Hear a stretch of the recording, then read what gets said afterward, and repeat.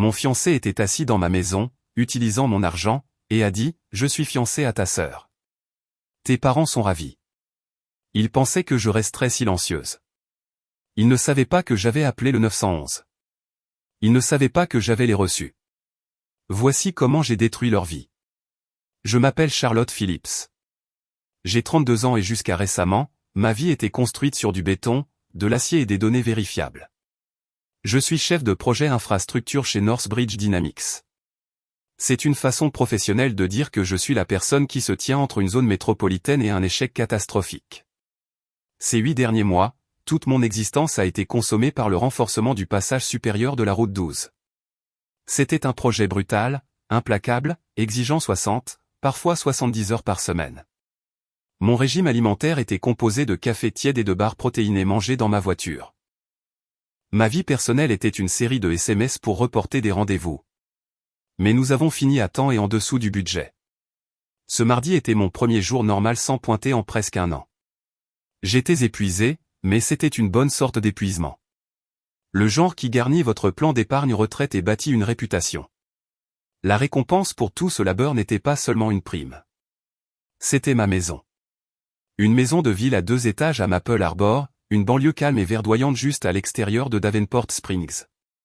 Ce n'était pas un palais, mais c'était à moi. J'étais le seul nom sur l'acte de propriété. J'étais la seule à payer l'hypothèque. Chaque bardeau, chaque mètre carré de cloison sèche était un témoignage du fait que je pouvais construire quelque chose de permanent. Après une journée passée à gérer des entrepreneurs et à fixer des ingénieurs structurels, franchir cette porte d'entrée était comme traverser une frontière vers le seul territoire que je contrôlais vraiment. C'était aussi le territoire que j'avais volontairement, stupidement partagé. J'ai rencontré Dylan Brooks il y a 4 ans lors d'un barbecue sur un toit. Je n'étais là que parce qu'un collègue m'y avait traîné, promettant que je n'aurais pas à parler de capacités portantes. Dylan était caméraman indépendant, tout en charme naturel, une veste en jean parfaitement usée et un sourire qui pourrait désarmer une équipe du SWAT. Il parlait de projets passionnels et de trouver le récit dans la vie quotidienne. Il était tout ce que je n'étais pas. J'étais feuille de calcul, évaluation des risques et plan d'urgence. Il était spontané, artistique et perpétuellement au bord d'une percée. Il me faisait rire. Il me faisait me sentir comme autre chose qu'une chef de projet. Il était ma seule rare exception à une vie construite sur la logique. Environ 1 an plus tard, il a perdu son bail. Son colocataire, un autre créatif, avait décidé de se trouver lui-même en Thaïlande, laissant Dylan avec un loyer qu'il ne pouvait pas couvrir. C'est juste pour quelques semaines, Char, avait-il dit, son sac de sport déjà sur le sol de ma chambre d'amis. Juste jusqu'à ce que je décroche ce gros contrat de documentaire. Quelques semaines se sont transformées en 3 ans. Le contrat de documentaire ne s'est jamais concrétisé. L'entreprise de vidéographie de mariage haut de gamme non plus. À la place, il y a eu le podcast sur la crypto, qui a fait pskit après 6 épisodes.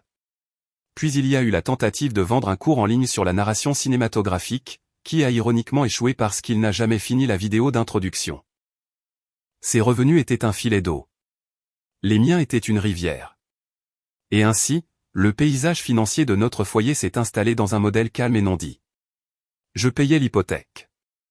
Je payais les charges, Internet et les courses. Le SUV argenté qu'il conduisait était à mon nom. Et les primes d'assurance provenaient directement de mon compte chèque. Je ne suis pas une idiote. Je connaissais le score. J'ai une feuille de calcul pour tout. C'est une habitude professionnelle qui déteint sur ma vie personnelle. J'ai des onglets pour mes comptes de retraite, ma valeur nette immobilière, et oui, un onglet soigneusement consigné et codé par couleur pour les dépenses ménagères partagées, qui n'étaient en réalité que les dépenses de Charlotte plus Dylan. Je voyais les chiffres. Je voyais le déséquilibre, mais je le rationalisais. C'est l'économie américaine moderne. Je me disais, c'est dur pour les freelances. Ce ne sont pas les années 1950. La femme peut être le principal soutien de famille. J'étais meilleur pour gagner de l'argent, alors je le faisais. Je soutenais son rêve. C'était juste un déséquilibre temporaire. Il était émotionnellement favorable. Il faisait le dîner parfois. Il me disait que j'étais brillante. J'ai choisi de croire que c'était un échange équitable. La seule véritable friction n'était pas Dylan. C'était ma famille. Ma sœur, Allais, a 29 ans. Elle vit à la maison avec mes parents à Rockford Hill, une petite ville à environ 1 heure de là qui semble fonctionner selon un ensemble différent de lois physiques et économiques. Allais est créatrice de contenu. Cela implique apparemment de prendre des photos magnifiquement éclairées d'elle-même dans des tenues qu'elle ne peut pas se permettre, de les poster sur Instagram avec des légendes sur le fait de vivre sa vérité, et d'être entièrement financée par mes parents. Pour eux, Allais est la délicate, une poupée de porcelaine fragile qui doit être protégée des dures réalités comme l'emploi ou le paiement d'une facture. J'étais l'autre, la fonctionnelle, celle qui a obtenu la bourse d'ingénierie et n'est jamais rentrée à la maison pour demander de l'argent. Ma mère, Linda, et mon père, Robert, avaient un récit spécifique à mon sujet. J'étais trop concentré sur ma carrière. J'étais intimidante. Les hommes n'aiment pas quand tu es trop intelligente, Charlotte. Ma mère disait cela au dîner de Thanksgiving tout en tendant simultanément à Allais une part de tarte qu'elle n'avait pas coupée pour elle-même. Tu devrais être plus comme ta sœur. Adoucis-toi. Pour eux, mon indépendance n'était pas une victoire. C'était un défaut de caractère. Je n'étais pas leur fille qui réussit. J'étais leur distributeur automatique ambulant. Celle qui était censée payer l'addition lors des dîners de famille et ne jamais mentionner le fait que la création de contenu de Allais n'était qu'un euphémisme pour être un animal de compagnie très joli et très cher. Dernièrement, la dynamique est devenue étrange avec le projet Route 12 exigeant tout mon temps. J'avais manqué les derniers dîners du dimanche chez mes parents. Dylan, cependant, avait commencé à y aller sans moi. Je veux juste leur montrer que nous sommes sérieux, bébé. Il avait expliqué, en zippant la belle veste que je lui avais achetée pour un entretien d'embauche. Leur faire savoir que je fais partie de la famille, même quand tu es occupé. Cela semblait bizarre. Il créait des liens avec ma famille en mon absence. Mais j'ai repoussé ce sentiment. Je me suis dit que c'était un bon signe. C'était de la maturité. C'était lui qui prenait ses responsabilités, intégrait sa vie à la mienne, montrant à mes parents critiques qu'il était un élément permanent et fiable. Je pensais que c'était un signe de son engagement. J'étais une imbécile. J'étais tellement concentré sur le fait d'empêcher les ponts de Davenport Springs de s'effondrer dans la rivière. Je ne me suis jamais arrêté pour regarder les fondations de ma propre vie. Je n'ai jamais vu que le seul pont que j'aurais dû surveiller, celui construit sur la confiance, l'amour et la famille, était systématiquement creusé sous moi par les personnes mêmes pour lesquelles j'essayais de tout maintenir ensemble. Ils ne le laissaient pas seulement tomber. Ils sciaient les supports, tout en souriant à mon visage. J'ai quitté Northbridge Dynamics ce mardi soir avec le cerveau grillé. Le projet Route 12 était enfin miséricordieusement signé. 8 mois solides de semaines de travail de 60, parfois 70 heures. Mes os me faisaient mal. Tout ce que je voulais au monde, c'était enlever mes talons, retirer mes vêtements de travail et m'effondrer sur mon canapé avec la nourriture thaïlandaise la plus grasse et la moins chère que je pouvais trouver. Mon pouce planait déjà sur l'application de livraison alors que je tournais la clé dans ma propre porte d'entrée. Le fantasme s'est évanoui au moment où je suis entré. L'odeur m'a frappé en premier. Ce n'était pas l'odeur calme habituelle d'une maison vide ou l'arôme persistant de mon café du matin. C'était de l'ail. C'était du citron, du thym et du poulet rôti. C'était du vin. Je me suis arrêté net dans l'entrée. Mon lourd sac d'ordinateur portable a glissé de mon épaule et a frappé le sol avec un bruit sourd. Ma table à manger, habituellement un cimetière pour le courrier non ouvert et mes plans de projet, était dressée pour deux.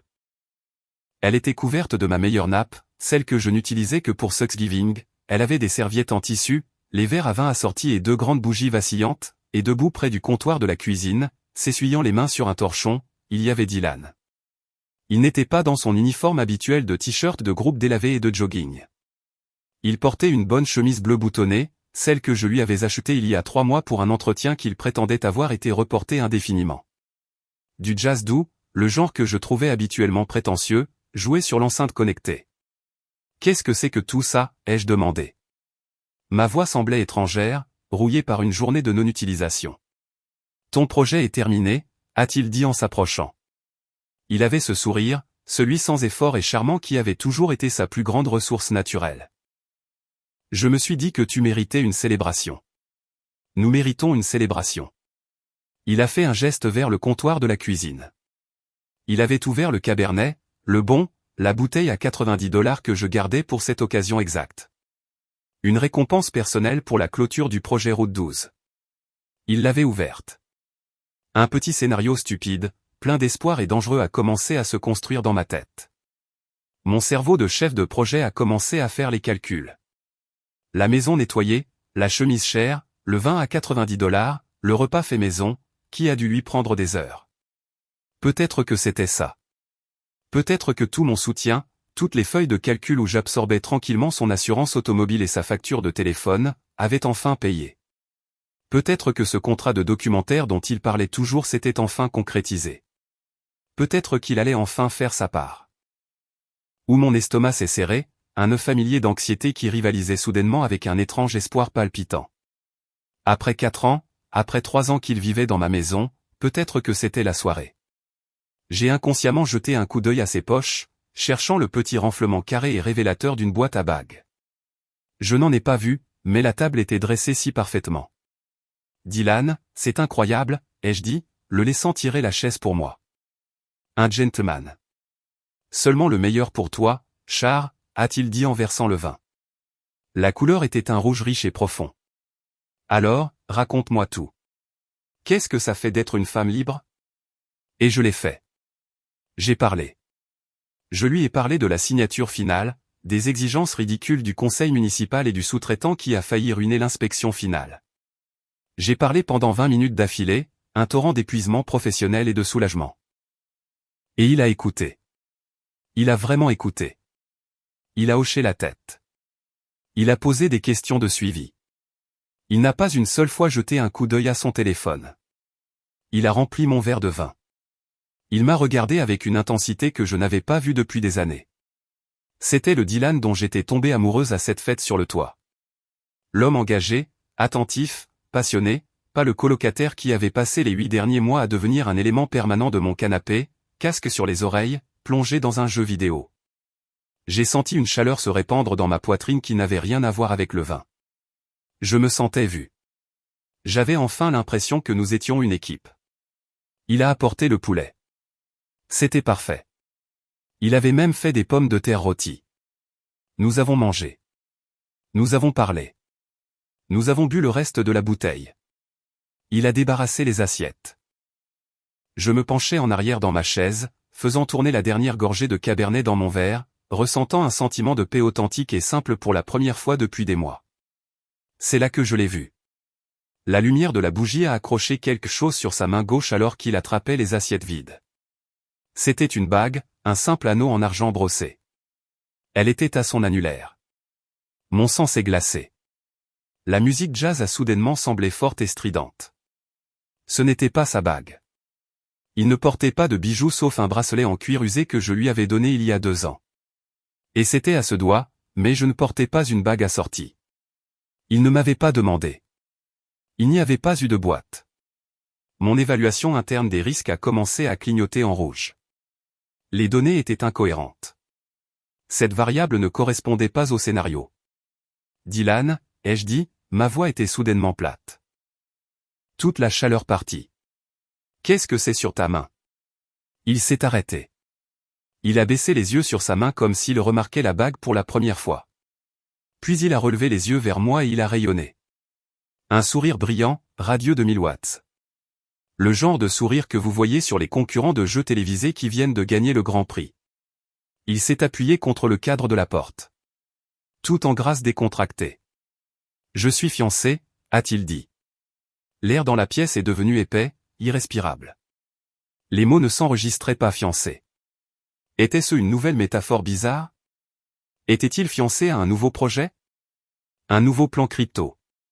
Quoi, ai-je chuchoté? Je suis fiancé, a-t-il répété, le sourire ne vacillant jamais. Il semblait fier. Ah allez. Allez, ma sœur. Le nom est juste resté suspendu là dans l'air entre nous. C'était une chose physique et toxique. Ça n'avait pas de sens. Allez était à Rockford Hill. Allez était Allez. Ce n'est pas drôle, Dylan, ai-je dit, mais ma voix tremblait. C'est une blague malade. Ce n'est pas une blague, Char. Il est retourné à la table. Il s'est assis en face de moi sur la chaise où je m'asseyais habituellement. Il s'est penché en avant comme s'il partageait des potins excitants. Nous nous voyons depuis des mois. Honnêtement, c'est juste arrivé. Tous ces dimanches où j'allais dîner, tu étais tellement occupé avec le projet. Il a dit ça comme si mon projet était le problème. Elle me comprend juste, tu sais, a-t-il continué, sa voix sincère. Elle n'est pas tout enveloppée dans le travail. Elle est présente. Elle écoute vraiment. Le sang s'est retiré de mon visage. Mes parents. Tes parents sont ravis, a-t-il dit comme s'il confirmait ma question non posée. Nous leur avons dit dimanche dernier. Ta mère, Linda, était si heureuse. Elle a dit qu'elle a toujours senti que Ale et moi étions un meilleur match. Pour être honnête, j'ai juste fixé. Je ne pouvais pas sentir mes mains. L'homme que je soutenais depuis 3 ans. L'homme vivant dans ma maison venait de me dire qu'il était fiancé à ma sœur et que toute ma famille avait approuvé cela. Je savais que ce serait un peu un choc, a-t-il dit, son ton devenant pratique. C'est pourquoi je voulais faire ça, non? Faire un bon dîner.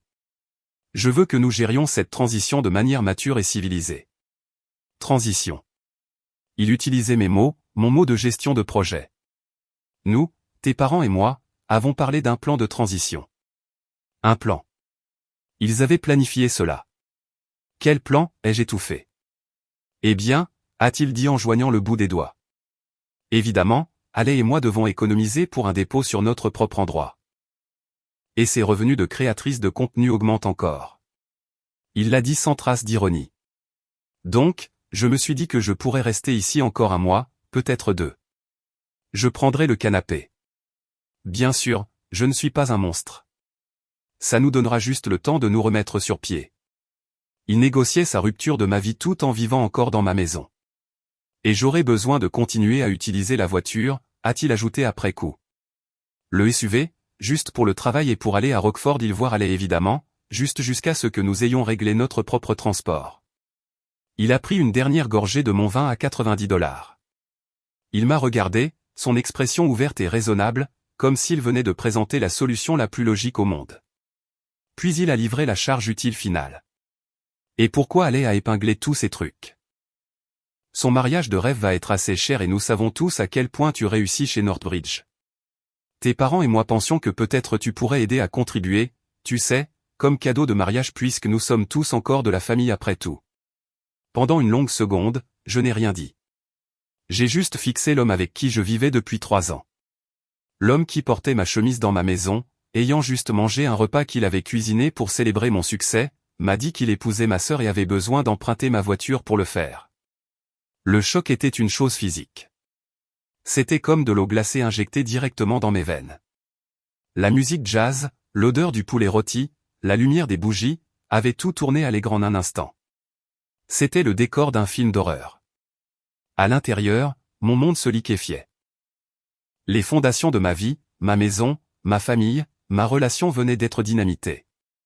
Mais à l'extérieur, après 8 mois de semaine de 70 heures à gérer des projets d'intégrité structurelle de plusieurs millions de dollars, à fixer des entrepreneurs 2 fois plus âgés que moi.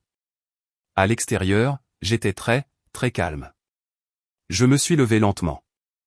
J'ai marché vers le salon, vers le chariot de bar. Mes mains tremblaient. Je pouvais sentir les tremblements commencer dans mes avant-bras. J'ai dévissé le bouchon d'une bouteille de whisky, le bon truc. Le genre tourbé et fumé dont Dylan disait toujours qu'il sentait comme un feu de pneu. J'ai versé 3 doigts dans un verre lourd. J'en ai bu la moitié d'un trait. La brûlure a été immédiate, une douleur bienvenue, aiguë et propre. Elle a stabilisé mes mains. Je suis retourné à la salle à manger. Dylan était toujours assis là à me regarder avec cette même expression placide et raisonnable. J'ai levé mon verre. Félicitations à vous deux, ai-je dit. Ma voix était monotone. Il a laissé échapper un long soupir de soulagement audible. Il a réellement souri. Il pensait que j'allais bien. Il pensait que j'étais la femme mature et civilisée sur laquelle il comptait. Oh, merci mon Dieu, SH. A-t-il dit, se relaxant dans la chaise. Je savais que tu comprendrais. Tu es toujours si pratique. J'ai dit à ta mère que tu serais la raisonnable à ce sujet. En fait, Ale et moi pensions que nous devrions faire une petite fête d'annonce de fiançailles. Juste les amis proches et la famille. Nous pourrions même la voir ici le week-end prochain. Ce serait un excellent moyen de montrer à tout le monde que nous sommes tous une grande famille moderne et solidaire, qu'il n'y a pas de rancune. La voir ici, chez moi, une fête célébrant ses fiançailles avec ma sœur. Le whisky avait fait son travail.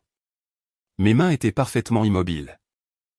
Le chef de projet dans mon cerveau, celui qui avait dormi pendant tout ce dîner désastreux, a finalement pris le volant. La partie émotionnelle, pleine d'espoir, stupide de moi a été poussée dans un placard, et la partie de moi qui gérait les budgets, les délais et les crises s'est avancée. J'ai posé le verre de whisky sur la table avec un clic calme et définitif. « Tu as 2 heures, ai-je dit. » Dylan a cligné des yeux, son sourire vacillant. « 2 heures pourquoi ? Pour aider à planifier la liste des invités ? Tu as 2 heures pour emballer tes affaires et sortir de ma maison. » J'ai dit « ma maison, pas notre maison. » Je l'avais payée. Mais à ce moment-là, je la possédais d'une manière que je n'avais jamais eue auparavant. Son visage a changé. Le masque charmant et raisonnable s'est dissous. En dessous se trouvait quelque chose de laid, d'ayant droit et de faible. « Quoi ?» a-t-il sifflé. « Tu ne peux pas être sérieuse. Charlotte, ne sois pas une enfant. Je vis ici. Tu as vécu ici. » Je l'ai corrigé. Ma voix est plate comme un rapport structurel. Ton statut d'invité a été révoqué.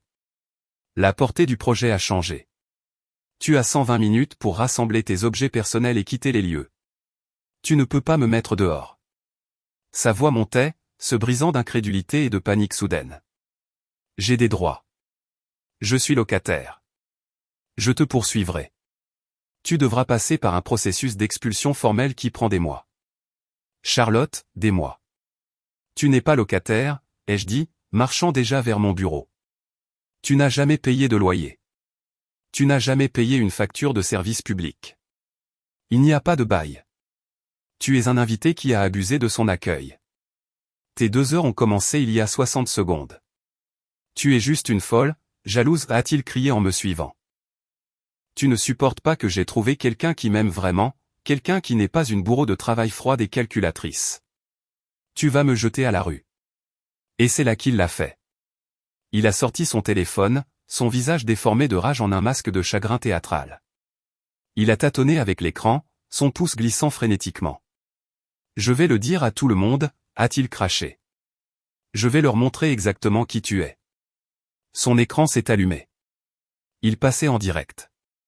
Et, a-t-il dit, sa voix soudainement épaisse de fausses larmes. La caméra pointait directement sur son propre visage. Et tout le monde, je ne sais pas quoi faire. Mon ex-Charlotte, elle me met dehors en ce moment. Il a tourné la caméra vers moi. Je me tenais dans l'embrasure de la porte de mon bureau. J'étais censé crier. J'étais censé pleurer, me jeter sur le téléphone, lui donner les images qu'il désirait. Il voulait une diatribe d'ex-copine folle. Je l'ai juste regardé. Puis j'ai sorti mon propre téléphone. Je l'ai tenu pour que lui et son live stream puissent voir l'écran. J'ai calmement, délibérément composé 3 chiffres. 9-1-1, ses yeux se sont écarquillés. Les fausses pleurs se sont arrêtées. Qu'est-ce que tu fais? Tu es folle? Tu appelles les flics. Je lui ai tourné le dos, lui accordant toute mon attention. La ligne a cliqué. Davenport Springs 911. Quelle est votre urgence? La voix était calme, féminine et ennuyée. Bonjour, ai-je dit, ma voix est claire et stable comme si je commandais une pizza. Je m'appelle Charlotte Phillips. Je suis au 1422 Maple Arbor Drive. Je suis la seule propriétaire. J'ai un homme chez moi qui refuse de partir. Il n'est pas locataire. Il ne paie pas de loyer. Et je viens de lui demander de quitter les lieux.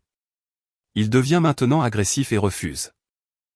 Je voudrais une escorte policière non urgente pour le faire expulser de ma propriété. Madame, est-il une menace? Il me diffuse actuellement en direct sur les réseaux sociaux pour tenter de m'intimider, mais il n'est pas physiquement violent. J'ai juste besoin qu'il soit expulsé. Des officiers sont en route. Madame, veuillez rester en ligne. J'ai mis le téléphone sur haut-parleur et l'ai posé sur mon bureau. Je me suis retourné vers Dylan. Il avait arrêté le live stream. Son visage était blanc. Tu as appelé les flics, a-t-il chuchoté horrifié. Tu appelles les flics pour moi. Tu prétends être locataire, ai-je dit. Je ne fais qu'engager les autorités compétentes pour clarifier ton statut juridique. Il te reste 98 minutes. Les 10 minutes suivantes ont été silencieuses, à part le son de la musique jazz maintenant agaçante. Dylan restait juste debout dans mon salon, vibrant d'une rage dont il ne savait clairement pas quoi faire. Il n'a pas fait ses bagages. Il m'a juste fixé. On a frappé à la porte. Pas un coup de bonjour, un coup ferme à 2 articulations de police. Le regard de Dylan a claqué vers la porte, puis vers moi. Panique pure dans ses yeux. Il ressemblait à un animal acculé. J'ai marché jusqu'à la porte, et à ce moment-là, j'ai pris la décision la plus importante de la nuit.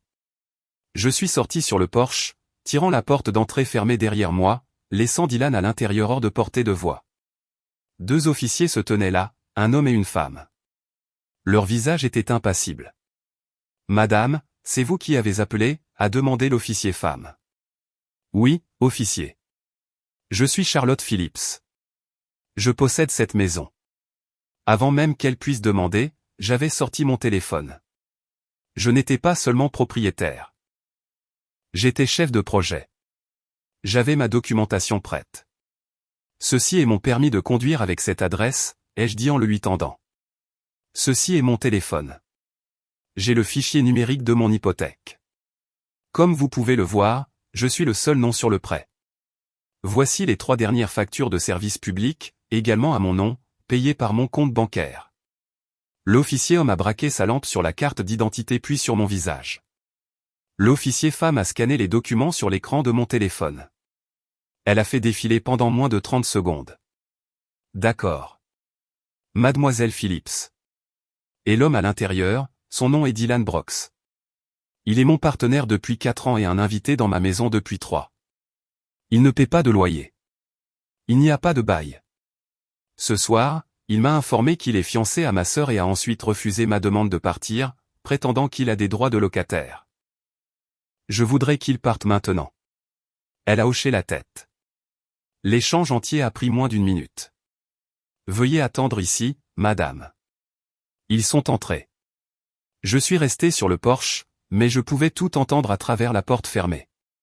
J'ai entendu Dylan commencer sa routine de victime. Juste un malentendu, officier. Elle est juste contrariée, elle est jalouse.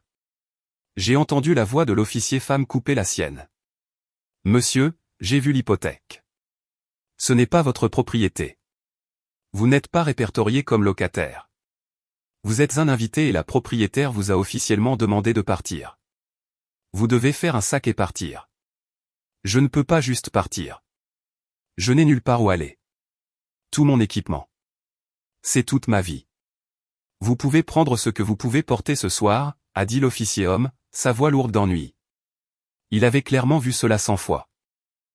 Vous pourrez vous arranger avec mademoiselle Phillips par notre intermédiaire pour récupérer le reste de vos biens à une date ultérieure, mais ce soir vous partez volontairement ou menotté pour intrusion. Votre choix. La porte s'est ouverte. Dylan a trébuché dehors, traînant ses 2 grandes valises, celles que je lui avais achetées pour notre voyage d'anniversaire sur la côte. Il tenait également 3 grands sacs poubelles noirs de taille industrielle, que je supposais pleins de ses vêtements, ses jeux vidéo et son microphone. Il était un spectacle pathétique. Mais au moment où il m'a vu, l'apitoiement sur soi s'est transformé en venin. Il a tâtonné pour son téléphone à nouveau et a appuyé sur le bouton de diffusion en direct. Voilà ce qui arrive, a-t-il crié dans la caméra. Des larmes, de vraies cette fois, coulant sur son visage. Voilà ce qui arrive quand on tombe amoureux de la bonne personne. Elle me jette dehors avec la police. C'est un monstre. Je suis sans abri. Juste pour trouver le grand amour avec sa sœur. Il filmait les voitures de police. Il filmait mon numéro de maison. Il me filmait. Je suis juste resté là. Je n'ai pas dit un mot. Je n'ai pas bougé. Alors qu'il traînait sa vie le long de mon allée, racontant toujours sa propre chute pathétique pour ses 5 abonnés en ligne, j'ai fait un pas en arrière dans mon entrée. J'ai appuyé sur un seul bouton du clavier de la maison intelligente, la caméra haute définition capable de vision nocturne intégrée à ma sonnette intelligente s'est animée silencieusement. Elle a commencé à enregistrer. Elle a capturé l'audio de ses jérémiades. Elle a capturé les lumières clignotantes des voitures de police. Elle a capturé un plan grand angle objectif parfait de lui escorter hors de ma propriété, non pas comme une victime, mais comme un intrus. J'avais son récit et j'avais le mien. J'ai regardé jusqu'à ce que lui et ses sacs poubelles soient entassés sur le trottoir, attendant une voiture, probablement de mes parents. J'ai fermé ma porte, verrouillé le pen dormant, et pour la première fois en 4 ans, je me suis senti vraiment complètement et heureusement seul dans ma propre maison. Je n'ai pas dormi.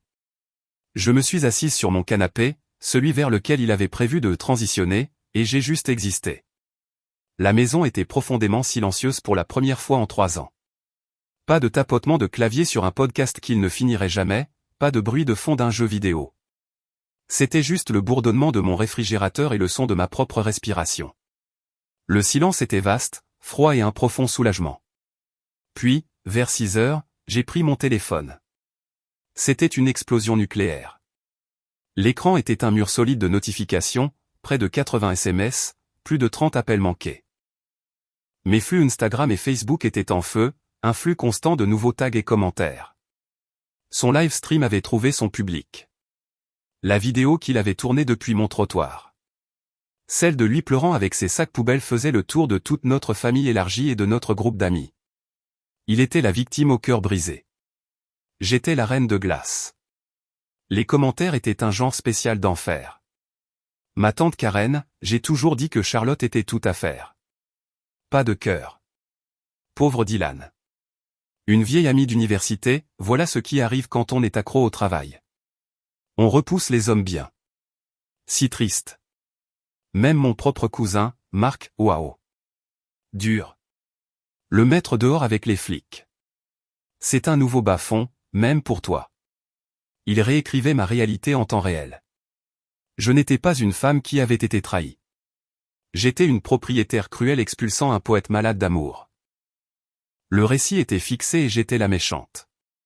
Mon téléphone, que je fixais avec horreur, a soudainement vibré dans ma main. L'identifiant de l'appelant a clignoté. Linda Phillips, ma mère, une minuscule partie stupide de moi, la partie petite fille de 9 ans a pensé, elle appelle pour prendre de mes nouvelles.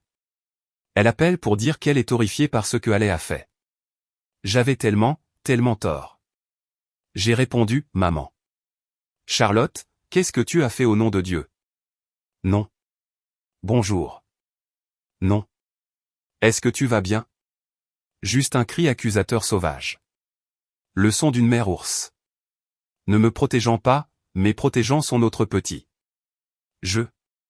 Quoi, ai-je bégayé? Ne me fais pas de quoi.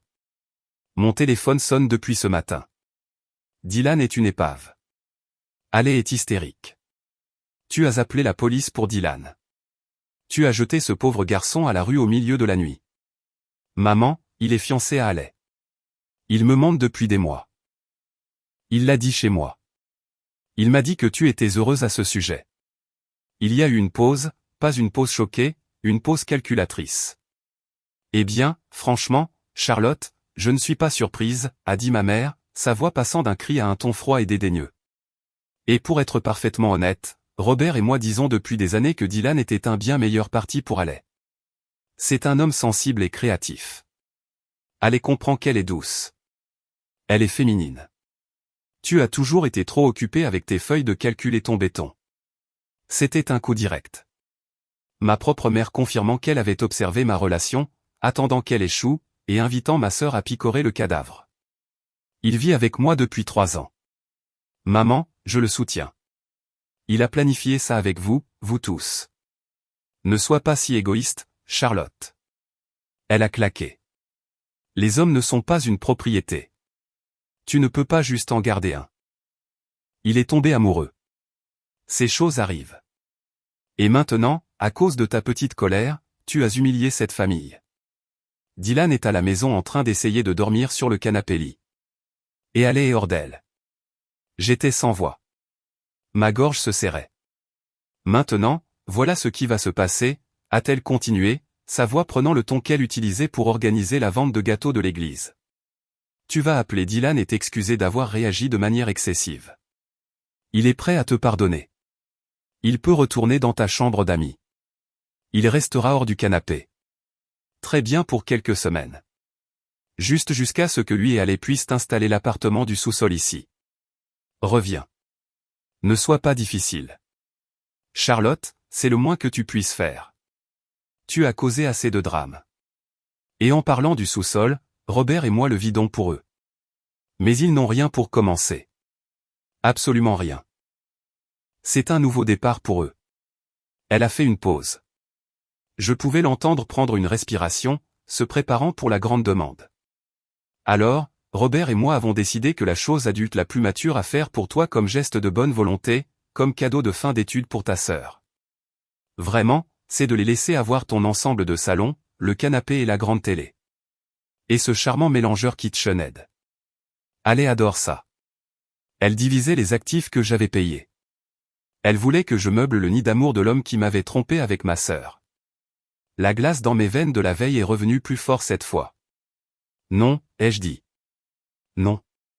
Qu'est-ce que tu veux dire non? Je veux dire, non. Non, il ne revient pas. Non, ils ne peuvent pas avoir mon canapé. Non, ils ne peuvent pas avoir ma télévision. Et non, je ne m'excuserai pas. J'étais debout, faisant les 100 pas dans mon salon, regardant le canapé en question. Mon canapé. C'est moi qui ai été trahi, ai-je dit, ma voix montant. Par lui, par Ale, et par toi et papa. Vous saviez tous. Vous m'avez tous menti. Vous n'aurez pas une chose de plus de moi.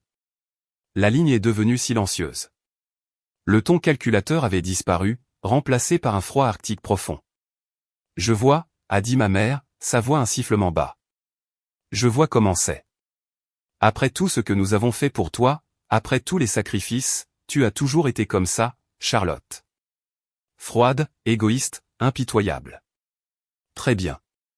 Si tu vas choisir tes meubles plutôt que ta propre famille, n'ose pas venir pleurer vers nous quand tu seras toute seule. Ne nous reproche jamais de ne plus te parler.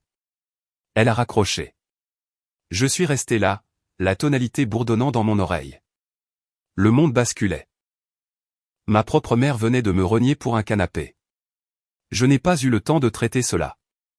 Je tenais encore le téléphone mort quand la sonnette a retenti. J'ai regardé le flux de la caméra de la sonnette intelligente.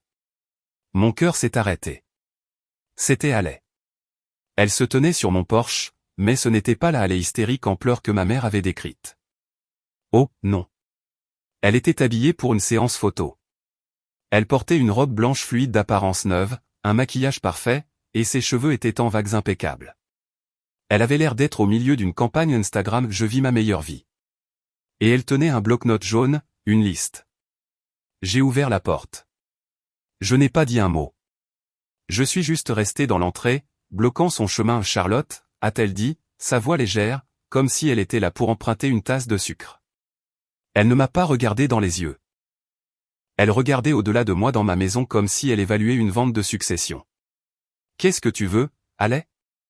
Eh bien, a-t-elle dit en glissant une vague parfaite derrière son oreille.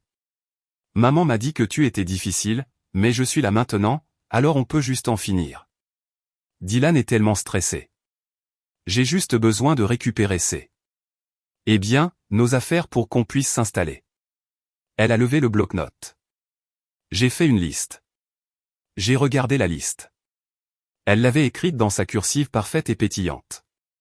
En haut de la liste, canapé du salon, le sectionnel gris, la télé Samsung 65 pouces, ensemble de chambre principale, l'ensemble complet, Charlotte, Dylan aime le matelas, le set de casserole le creuset, les bleus, le Vitamix, équipement de studio de Dylan, microphone. Elle avait mis mon nom Charlotte entre parenthèses comme si j'étais un détail à gérer. Nos affaires, ai-je répété, ma voix dangereusement calme. Tu appelles mes affaires nos affaires. Eh bien, ouais, a-t-elle dit, croisant enfin mon regard avec un petit mouvement de défi des yeux. Dylan a vécu ici aussi. C'est une propriété commune, en gros. Et d'ailleurs, tu n'es jamais là. Tu es toujours au travail. Nous utiliserons réellement ces trucs. Tu devrais être heureuse pour nous. Je suis enfin heureuse. Charlotte, Dylan me rend heureuse. C'était une poupée de porcelaine, celle que mes parents avaient protégée de toutes les difficultés de la vie. Elle se tenait sur mon porche après avoir volé mon fiancé, et me présentait maintenant un acte de vente pour ma propre vie. Je l'ai regardée. J'ai regardé sa liste stupide. J'ai regardé sa robe blanche stupide. Sors de ma propriété, ai-je dit. Son sourire a vacillé. Quoi? Ne sois pas une telle. Je suis juste là pour nos affaires. La seule chose dans cette maison qui appartient à Dylan, ai-je dit en m'avançant sur le paillasson, est dans 2 valises et 3 sacs poubelles sur le trottoir où il les a laissés hier soir. Tout le reste, cette maison, ce canapé, mon matelas, et mes putains de casseroles, a été payé par moi, par mon travail. J'ai les reçus. J'ai pointé un doigt, pas vers elle, mais vers le trottoir. Tu as 30 secondes pour sortir de ma propriété, allez, ou j'appellerai le 911 pour la 3e fois, et je te ferai arrêter pour intrusion, et j'apprécierai chaque seconde. Elle m'a fixé, sa bouche s'est ouverte et fermée. Ce n'était pas dans le script? La délicate féminine n'obtenait pas ce qu'elle voulait. Tu ne le ferais pas, a-t-elle chuchoté. Je les ai appelés pour ton fiancé hier soir. J'ai dit que tu es ma sœur. Ça devrait être tellement plus facile. Son visage, le masque parfaitement soigné s'est finalement brisé. Il s'est déformé dans la rage laide et familière d'une enfant gâtée. Elle a poussé un cri perçant et a tapé du pied. Puis elle s'est tournée, a couru le long de mon allée vers sa voiture, celle que mes parents lui avaient achetée, et a démarré en trombe, pneus crissants. Je l'ai regardé partir. Je suis rentré, j'ai verrouillé le pen dormant, et j'ai immédiatement appelé un serrurier. La contre-attaque de Haley est venue plus vite que je n'aurais pu l'anticiper. Au moment où le serrurier avait fini de changer les clés de toute ma maison, une dépense satisfaisante de $300 que j'ai payé avec le sourire, mon téléphone explosait à nouveau. Elle n'avait pas seulement fait un post. Elle avait lancé une campagne sur Facebook. Elle a posté un long statut décousu accompagné d'une photo d'elle et Dylan datant d'il y a des mois. Tous les deux l'air ébouriffés par le vent et artistique. Le post était un chef-d'œuvre de fiction manipulatrice. Elle a écrit sur ma sœur brillante mais troublée bourreau de travail qui, aveuglée par sa propre ambition, avait maintenu son partenaire dans un état de désespoir silencieux. Elle a prétendu que j'avais contrôlé Dylan, tenant les finances au-dessus de sa tête, et que lorsqu'il a finalement trouvé un moment de pure connexion vraie avec elle, j'avais craqué. Elle a peint une image de moi comme une tyran domestique et de Dylan comme son prince secouru. Le post se terminait par une fioriture dramatique tachée de larmes. Hier soir, elle a prouvé sa froideur en jetant cet homme merveilleux et doux dans le froid, l'obscurité avec rien d'autre que les vêtements sur le dos simplement pour le crime d'aimer. S'il vous plaît, priez pour eux. La story Instagram était encore plus puissante. C'était une série de courts clips de 10 secondes. Haley, mascara coulant, chuchotant à la caméra, j'ai juste tellement peur d'elle. Vous ne savez pas comment elle est. Un plan de Dylan en arrière-plan assis sur le canapé du sous-sol de mes parents. La tête dans ses mains ressemblant à l'image de la masculinité vaincue. Une dernière diapositive de texte dévastatrice. La famille ne devrait pas faire ça à la famille. Je suis brisé. Et juste comme ça, le jury de nos pères a été convoqué et un verdict a été rendu. Ma famille, mes amis et des gens à qui je n'avais pas parlé depuis le lycée s'y mettaient tous. Je t'avais dit que c'était une cocotte minute. Pauvre Dylan. Il est trop sensible pour quelqu'un comme Charlotte. Voilà à quoi ressemble la dépression et l'addiction au travail. Elle est vraiment malade. Haley, chérie, toi et Dylan êtes mieux sans elle. Envoi d'amour. Je me suis assise à mon ordinateur portable, mes nouvelles clés lourdes sur le bureau. Mes mains tremblaient. C'était un nouveau genre de guerre, une guerre à laquelle j'étais complètement non préparé. Ils attaquaient ma réputation. Ils faisaient de moi l'abuseur. J'ai senti une vague d'humiliation si profonde que c'était écœurant. Moi, une chef de projet qui vivait de données et de faits vérifiables, j'étais en train d'être défaite par un récit. Un récit. S'ils voulaient jouer sur la place publique, j'ai pensé, alors nous jouerons. Mais je n'allais pas apporter de sentiments. Je n'allais pas apporter de larmes ou de mascara. J'allais apporter les reçus. J'ai ouvert mon ordinateur portable et je me suis mise au travail. Ce n'était plus une dispute familiale. C'était un projet. L'objectif, atténuation des risques et correction narrative. J'ai ouvert mon application bancaire. J'ai ouvert mon compte Venmo. J'ai ouvert mon historique Zelle. J'ai ouvert le dossier partagé sur mon disque dur où je gardais toutes mes feuilles de calcul ménagères. J'ai passé l'heure suivante à faire des captures d'écran. J'étais méthodique. J'étais précise. J'étais un chirurgien. J'ai trouvé la transaction Venmo de Dylan datée de 8 mois auparavant pour 50 balles. La ligne mémo disait « Argent pour le café, tu es la meilleure ». C'était l'une des 3 seules transactions de sa part au cours des 12 derniers mois. J'ai fait une capture d'écran des frais mensuels récurrents de mon compte chèque pour sa prime d'assurance automobile, une ligne sous mon nom pour la Ford Escape. J'ai fait une capture d'écran des factures de services publics, gaz, électricité, eau, l'Internet au débit à 1000 $ par an dont il avait besoin pour son travail. Tout à mon nom, tout payé par mon compte. J'ai fait une capture d'écran de la facture Netflix, de la facture Hulu, de la facture du forfait famille Spotify. J'ai fait une capture d'écran du transfert Zelle de moi à lui étiqueter l'objectif de caméra pour 800 $, qu'il avait promis de rembourser quand son gros contrat arriverait. C'était il y a 2 ans. J'ai tiré chaque élément de données qui montrait le fait indiscutable codé par couleur que je n'avais pas été sa partenaire. J'avais été sa seule bienfaitrice. Je n'avais pas été sa petite amie. J'avais été son organisation à but non lucratif d'une seule femme. Puis je suis allé à mes SMS. Je n'ai pas fait défiler loin, juste 4 jours jusqu'au vendredi précédent quand j'étais dans le puits absolu de mon enfer du projet Route 12. Dylan, je prends juste des nouvelles. Je sais que tu es écrasé par le travail. Tu es mon héros. Sérieusement, ce que tu fais est incroyable. Dylan t'a fait à dîner. C'est dans le frigo. N'oublie pas de manger. Dylan, si fier de toi. Hâte que ce soit fini pour que je puisse te récupérer. Tu es mon rock. Mon rock. 4 jours avant qu'il n'annonce ses fiançailles avec ma sœur. J'ai fait une capture d'écran de l'échange entier. Je me suis connecté à mon compte Facebook. J'ai ignoré les 30 nouvelles notifications me taguant dans le post de Haley. J'ai pris une profonde inspiration tremblante, et j'ai composé un nouveau post public de mon cru. Il semble que ma famille a décidé d'étaler certaines affaires privées publiquement, ai-je commencé. Bien que je trouve toute cette situation déchirante, quelques détails clés et réalités financières semblent avoir été omis du récit de ma sœur. En tant que chef de projet, je crois aux données. Alors, regardons les données. J'ai joint la première capture d'écran, l'historique Venmo. Voici la contribution totale de Dylan à nos dépenses ménagères pour la dernière année civile, environ 120 $. J'ai joint la deuxième, un résumé expurgé de ma feuille de calcul ménagère. Voici les dépenses ménagères pour la même année civile. Environ 28 000 $, sans compter l'hypothèque, payée par mois. J'ai joint la troisième. Voici l'assurance automobile pour la voiture qu'il conduit actuellement, payée par mois. J'ai joint la quatrième. Voici le transfert Zelle de 800 $ pour l'équipement de travail. Il n'a jamais remboursé. Payé par mois. J'ai continué. J'ai joint les factures de services publics, les services de streaming. J'étais poli. J'étais factuel.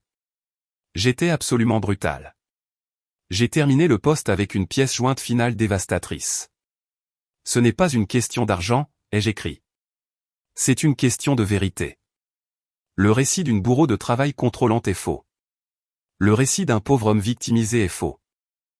Voici des SMS de Dylan envoyés à moi il y a tout juste 4 jours exprimant son amour et sa gratitude, 4 jours avant qu'il ne m'assoie pour ce dîner de célébration cuisiné avec mes courses, buvant mon vin, pour me dire qu'il était fiancé à ma sœur.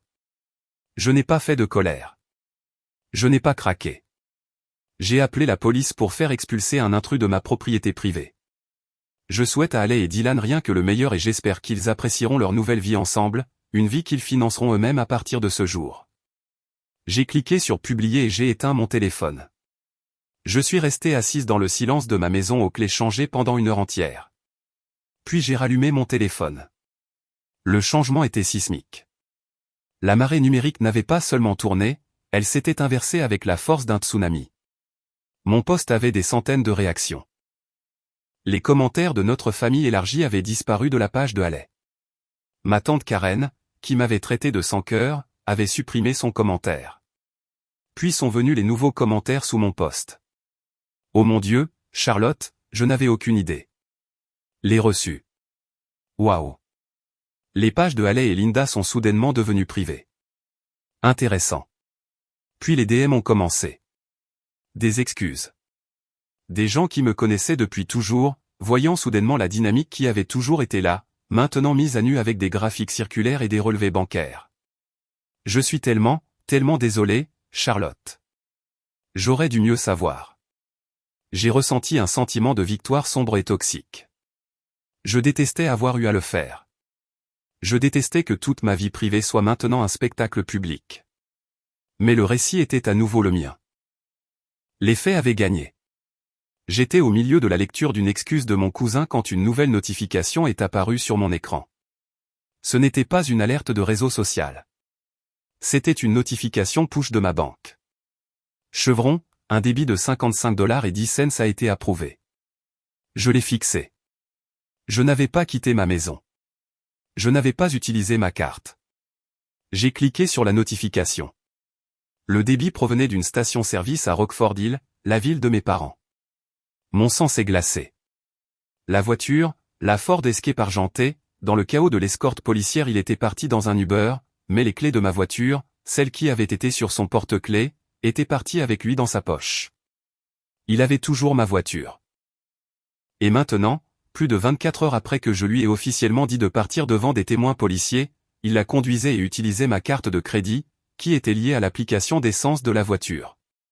Il conduisait une voiture qui était à mon nom avec une assurance que je payais, remplie d'essence qu'il facturait à mon compte, tout cela pour aller voir la sœur avec qui il m'avait trompé. Ce n'était pas un malentendu. Ce n'était pas un problème familial. C'était du vol. J'ai pris le téléphone. Je n'ai pas hésité. Davenport Springs 911. Quelle est votre urgence? Bonjour, ai-je dit, ma voix plus claire cette fois, plus dure. Je m'appelle Charlotte Phillips. Je dois signaler un véhicule volé. Je leur ai donné la plaque d'immatriculation. Je leur ai donné le VIN. Je leur ai donné la marque, le modèle et la couleur. Je leur ai donné le nom de l'homme qui l'avait prise, Dylan Brooks. J'ai expliqué qu'il était un ancien invité, avait été expulsé par la police pour intrusion la nuit précédente, et avait pris les clés sans ma permission. Je leur ai dit que le véhicule venait d'être utilisé dans une station-service à Rockford Hill, et que j'avais le reçu pour le prouver. J'avais déposé un rapport de police formel. La voiture était officiellement légalement recherchée. Ça n'a pas pris longtemps. 2 heures, peut-être 3. Mon téléphone a sonné avec un numéro inconnu.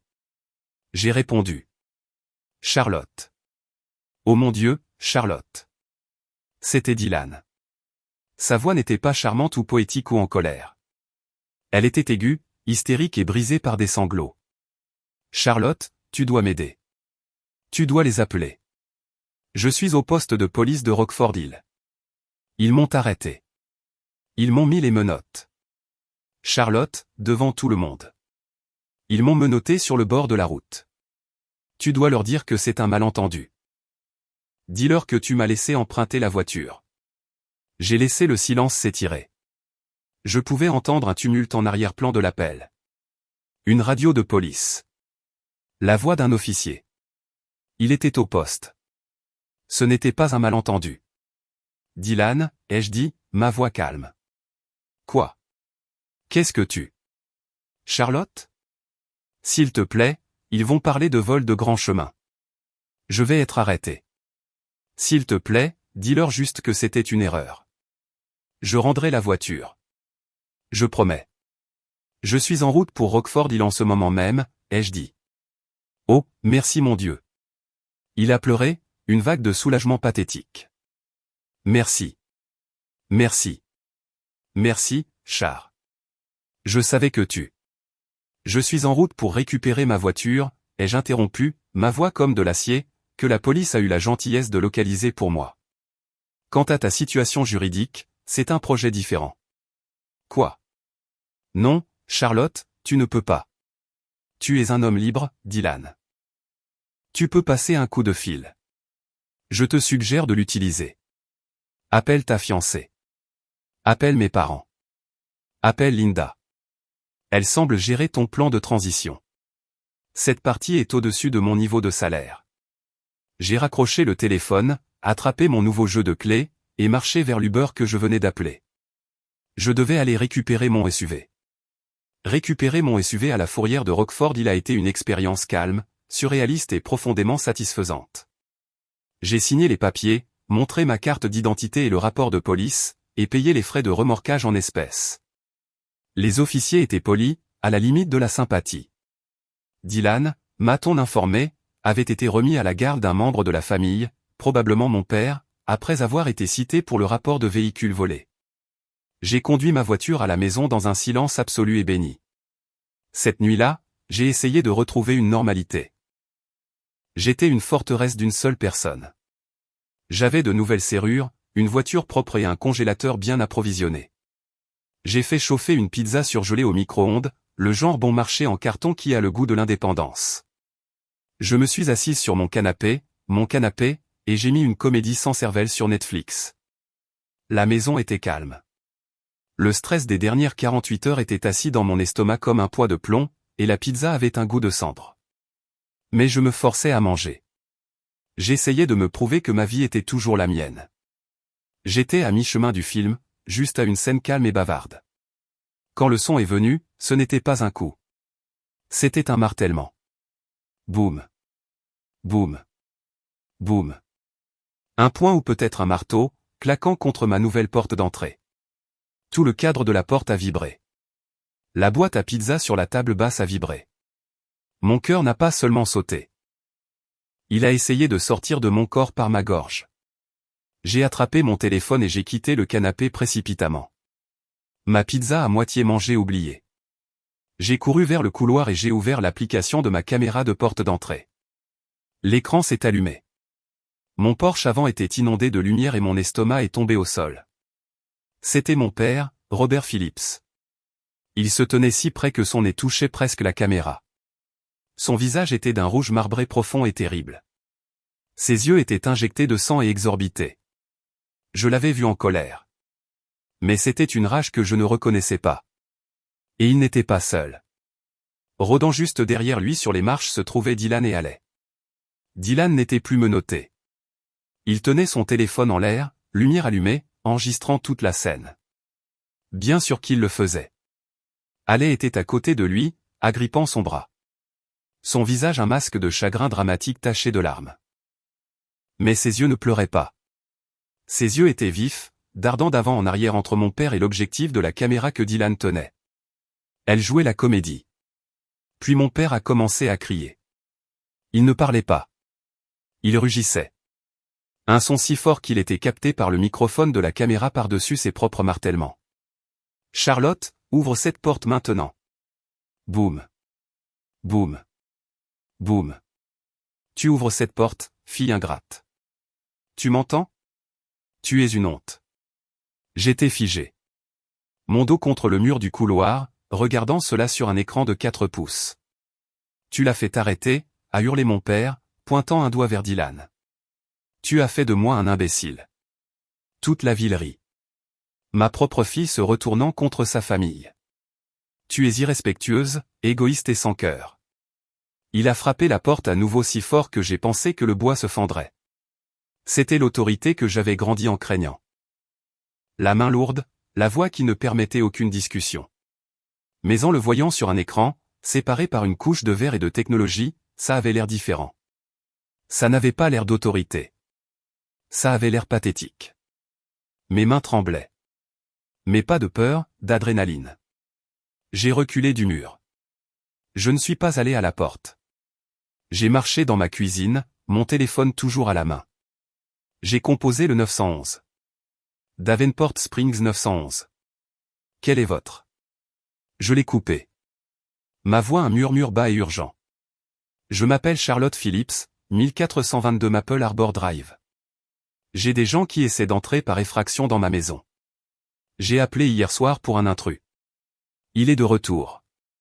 Il est avec ma sœur et mon père. Il martèle ma porte d'entrée. Sont-ils armés, madame? Je ne sais pas, ai-je chuchoté. Mon père me menace. Il crie. Ils ont tous été avertis de ne pas être ici. D'accord, Charlotte. Des officiers sont envoyés. Pouvez-vous aller dans une pièce sûre, une salle de bain, un placard? Je suis dans ma cuisine. J'attends. Je regardais toujours le flux en direct de la caméra de la porte d'entrée. Et soudain, ils étaient partis. Le Porsche était vide. Le visage rouge de mon père, la caméra de Dylan, les fausses larmes de Haley, tout avait disparu. Ils sont partis, ai-je chuchoté à l'opératrice. Ils ne sont plus à la porte. Sont-ils partis, madame? Je ne sais pas. Et puis une nouvelle notification a allumé mon téléphone. Mouvement détecté au patio arrière. Une terreur froide et terrible m'a envahi. J'ai tapé sur la notification. L'application a basculé sur ma nouvelle caméra de patio arrière, celle que j'avais fait installer cet après-midi-là. Le projecteur à capteur de mouvement s'est allumé, illuminant ma petite arrière-cour d'un blanc dur et brillant. Et ils étaient là, tous les trois, blottis ensemble comme une équipe de cambrioleurs incompétents. Mon père, Robert, se tenait près de la haie, agissant comme guetteur. Dylan tenait son téléphone comme une lampe de poche, illuminant la porte coulissante en verre. Et Alais, ma sœur délicate en porcelaine, elle était accroupie près du rail de la porte. Dans sa main se trouvait une petite barre de métal sombre, un pied de biche. Elle le coinçait dans la jointure de la porte. Ils ne faisaient pas que marteler, ils entraient par effraction. Ils sont à la porte arrière, ai-je sifflé dans le téléphone. Ils sont à ma porte coulissante en verre. Ma sœur a un pied de biche. Elle essaie de l'ouvrir. Madame, éloignez-vous de la porte, a dit l'opératrice, sa voix tranchante et plus ennuyée du tout. Entrez dans une pièce et verrouillez la porte. Ne les engagez pas. Les officiers sont à 2 minutes. Restez en ligne avec moi. J'ai reculé dans mon garde-manger, tirant la porte presque fermée. J'étais debout dans le noir, entouré de boîtes de pâtes et de soupe en conserve. Mon cœur était un tambour contre mes côtes. Je l'ai entendu. Un son qui n'était pas sur le téléphone, un son de mon propre salon. Scratch. Clink. C'était le son du métal sur le verre et l'aluminium. Alais, elle essayait activement de forcer la serrure. Toute ma vie, j'avais été celle qui réparait les choses. J'avais été celle qui désamorçait, qui gérait, qui aplanissait les choses. J'avais été une fille bonne et responsable. Et dans ce garde-manger, dans le noir, j'ai réalisé que le projet était terminé. Ce n'était pas une dispute familiale que je devais gérer. C'était une invasion. J'ai entendu le son pour lequel j'avais prié. Pas de l'intérieur de la maison, mais de l'extérieur. Le faible whoop whoop whoop montant des sirènes se rapprochant. Ils sont là, ai-je chuchoté à l'opératrice. Le grattement s'est arrêté. J'ai entendu un nouveau son de l'arrière-cour. La voix d'un homme criant. Police. Les mains là où on peut les voir. Maintenant au sol. J'ai entendu un cri perçant. Allez. J'ouvre la porte d'entrée pour les officiers, ai-je dit à l'opératrice et j'ai raccroché. J'ai couru vers ma nouvelle porte d'entrée, mes mains stables maintenant. J'ai tourné le pêne dormant et je l'ai ouverte. Un seul officier était sur mon porche, arme dégainée, mais pointée vers le sol. Je suis Charlotte Phillips, ai-je dit. Ils sont à l'arrière. Restez à l'intérieur, madame, a-t-il dit, et il m'a frôlé, traversant ma maison. Je ne pouvais pas rester à l'intérieur. Je l'ai suivi jusqu'au salon, m'arrêtant à la porte coulissante en verre. Mon arrière-cour, il y a quelques instants un carré noir absolu, était maintenant une scène de théâtre chaotique éclairée par 2 voitures de police et leurs lumières clignotantes rouges et bleues. 2 officiers avaient mon père, Robert, les mains à plat contre le côté de ma maison. Un autre officier menottait Dylan, qui avait laissé tomber son téléphone sur l'herbe où il était toujours allumé, filmant le ciel. Et Alais. Elle était à genoux sur le patio dans sa robe à la mode, sanglotant, de vrais sanglots. Cette fois, le petit pied de biche noir était au sol à quelques mètres d'elle. Mon père bafouillait, sa voix n'étant plus un rugissement, mais le gémissement d'un tyran qui avait été frappé en retour. C'est un malentendu. Nous vérifions juste notre fille. Elle ne va pas bien. Elle a volé les médicaments de mon fiancé. Alais a hurlé depuis le sol. Un nouveau mensonge se formant instantanément. Nous étions inquiets. Nous pensions qu'elle allait se faire du mal. Les médicaments pour le cœur de Dylan sont là-dedans. Nous devions les récupérer. Les médicaments pour le cœur de Dylan. C'était un mensonge. Si absurde. Si pathétique. C'était presque brillant. Le caméraman indépendant en bonne santé de 30 et quelques années, maintenant un patient cardiaque. Le premier officier, celui que j'avais laissé entrer, se tenait à côté de moi. Il avait vu le pied de biche. Il avait entendu le mensonge. Il a regardé le chaos dans la cour, puis moi. J'étais juste debout là en chaussettes tenant mon téléphone. Il m'a fait signe de sortir sur le porche avant loin de la scène. Il m'a suivi. C'était un homme grand et il avait l'air fatigué.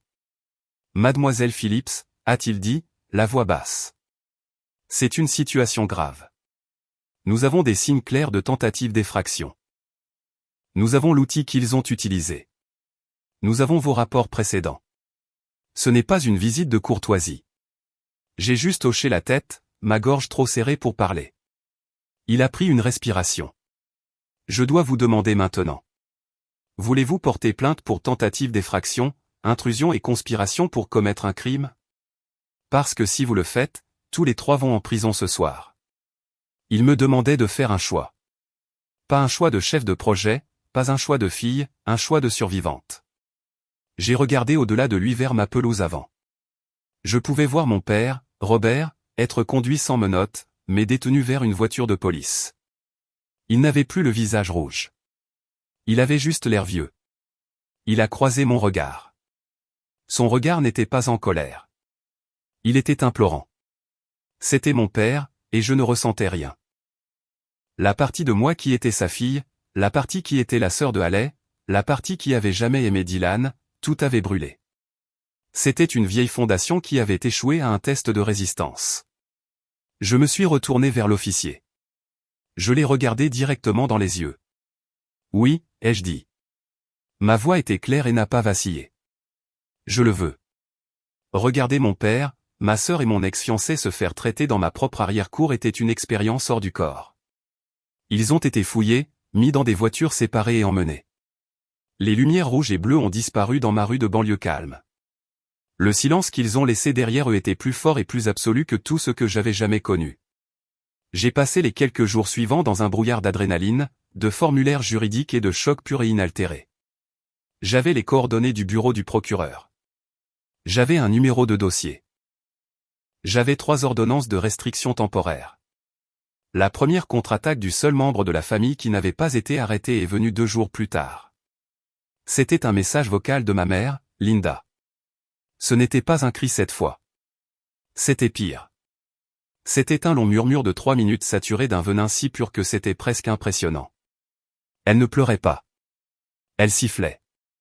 Tu l'as fait maintenant, Charlotte. La voix sur l'enregistrement chuchotait, pleine d'une haine calme et bouillonnante. Tu as finalement tué cette famille. Tu as mis ton propre père dans une cellule de prison. Tu l'as humilié. Tu as poussé ta sœur délicate, entre les mains de la police. Ils ont dû prendre son téléphone. Tu n'es pas une fille. Tu es une chose. Tu es un cancer. Tu nous as assassinés. J'espère que tu es heureuse dans cette maison vide toute seule parce que tu le seras pour le reste de ta vie. Je l'ai écouté une fois. Ma main tremblait si fort que j'ai failli laisser tomber le téléphone. Puis j'ai sauvegardé le fichier. Je l'ai sauvegardé sur mon téléphone, me le suis envoyé par email, et l'ai téléchargé sur le disque cloud que je venais de créer, qui était maintenant étiqueté Projet Famille. C'était une preuve. L'assaut principal est venu 3 jours après cela. Livré par un facteur certifié qui m'a regardé avec pitié. C'était une épaisse enveloppe couleur crème d'un cabinet d'avocats à Rockford Hill. Benson Mir Callaway avocat. Je l'ai ouverte. C'était une lettre d'intention formelle, une demande. Ils me poursuivaient au nom de leurs clients, Linda Phillips, Robert Phillips, Haley Phillips et Dylan Brooks. Ils exigeaient que je paie un règlement de $50 000. $50 000 pourquoi? J'ai lu la liste. Ma vision nageait. Expulsion abusive d'un locataire légal Dylan Brooks. Diffamation de caractère conduisant au ridicule public et à la perte de statut professionnel pour Dylan et Haley. Infliction intentionnelle de détresse émotionnelle. Rapport de police malveillant et faux conduisant à un traumatisme et à une arrestation abusive. Il prétendait que mon post Facebook avait coûté à Haley un important parrainage de marquer que Dylan souffrait d'anxiété sévère et de stress post-traumatique suite à son retrait illégal de la maison. Il prétendait que les $50 000 étaient une offre généreuse pour éviter un procès beaucoup plus grand et plus public. C'est là que j'ai finalement craqué. Pas quand Dylan a annoncé ses fiançailles. Pas quand ma mère m'a renié. Pas même quand mon père a essayé d'enfoncer ma porte. Mais maintenant face à un document juridique militarisé, tout le poids de ce qui se passait m'a écrasé. J'ai commencé à pleurer. Pas les larmes calmes et dignes d'un film. J'hyperventilais. J'étais chef de projet. Je traitais avec des contrats et des délais. C'était un monde d'accusations et de menaces juridiques que je ne comprenais pas. Ils me transformaient de victime en auteur, et ils utilisaient la loi pour le faire. Je ne pouvais pas penser. J'ai conduit au travail. Je ne me souviens pas du trajet. J'ai dû avoir l'air horrible. Je suis entré directement dans le bureau de ma patronne, Monique Alvarez. C'est la vice-présidente des opérations, une femme qui a construit sa carrière dans un domaine dominé par les hommes et a la réputation de ne pas se laisser marcher sur les pieds par qui que ce soit. Elle a levé les yeux, a jeté un coup d'œil à mon visage, et a juste dit « Ferme la porte ». Je me suis assise et je lui ai tout raconté. Les semaines de 70 heures, le fiancé, la sœur, le canapé, la voiture volée, l'arrestation, et maintenant le procès de 50 000 $. J'ai juste tout déballé. Un effondrement humain désordonné et non professionnel. Quand j'ai fini, Monique est restée silencieuse pendant 1 minute entière. Elle ne m'a pas regardé avec pitié. Elle m'a regardé avec une sorte de reconnaissance sombre. Premièrement, a-t-elle dit, sa voix ferme. Tu es en congé payé indéfiniment. Tu prends tout le temps dont tu as besoin. Ce n'est pas une discussion. Je gérerai les RH. Deuxièmement, tu ne dois plus parler à aucune de ces personnes. Pas un SMS, pas un appel, rien. Troisièmement, Benson Mir Callaway sont des charlatans chasseurs d'ambulances d'une ville industrielle mourante. Elle a tiré une carte de visite de son bureau et me l'a glissée. C'est Naomi Price, a-t-elle dit. Ce n'est pas une avocate de la famille. C'est une avocate en litige. Elle est chère. Elle est méchante. Et c'est la meilleure que j'ai jamais vue. Elle s'est occupée de mon ex-mari. Appelle-la. Dis-lui que je t'envoie. Le lendemain, j'étais assise dans un bureau de grande hauteur au centre-ville de Davenport Springs.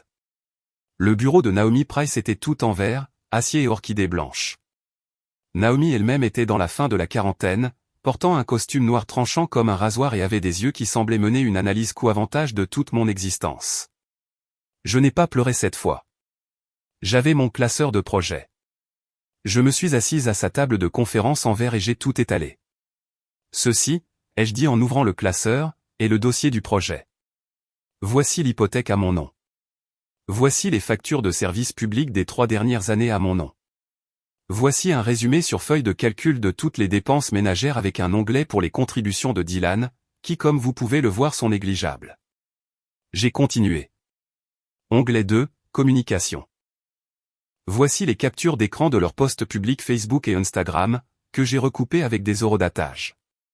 Voici les SMS de Dylan d'il y a 4 jours. Professant son amour. Voici le fichier audio du message vocal de ma mère. J'ai pointé une clé USB. Onglet 3, preuve vidéo. Ceci contient les images de la sonnette intelligente du live stream de victime de Dylan pendant son expulsion et les images haute définition complète de ma caméra de patio arrière montrant ma sœur avec un pied de biche. Mon père agissant comme guetteur et mon ex-fiancé filmant toute la tentative d'effraction. Onglet 4. Rapport de police. Voici les numéros de dossier pour les 3 incidents. L'intrusion, le véhicule volé et la tentative de cambriolage. J'ai fini. J'ai fermé le classeur. Naomi Price a juste fixé le classeur. Elle n'avait pas dit un mot. Elle m'a enfin regardé et le coin de sa bouche a tressailli. Elle a souri. Non, a-t-elle souri en coin. Eh bien, mademoiselle Phillips, a-t-elle dit, sa voix sèche comme un os. Vous êtes sans aucun doute la victime la plus organisée d'une implosion familiale complète que j'ai jamais rencontrée. C'est magnifique. Elle a ouvert le classeur. Elle a mis une paire de lunettes. Elle a lu pendant 20 minutes. Elle a lu, son expression illisible.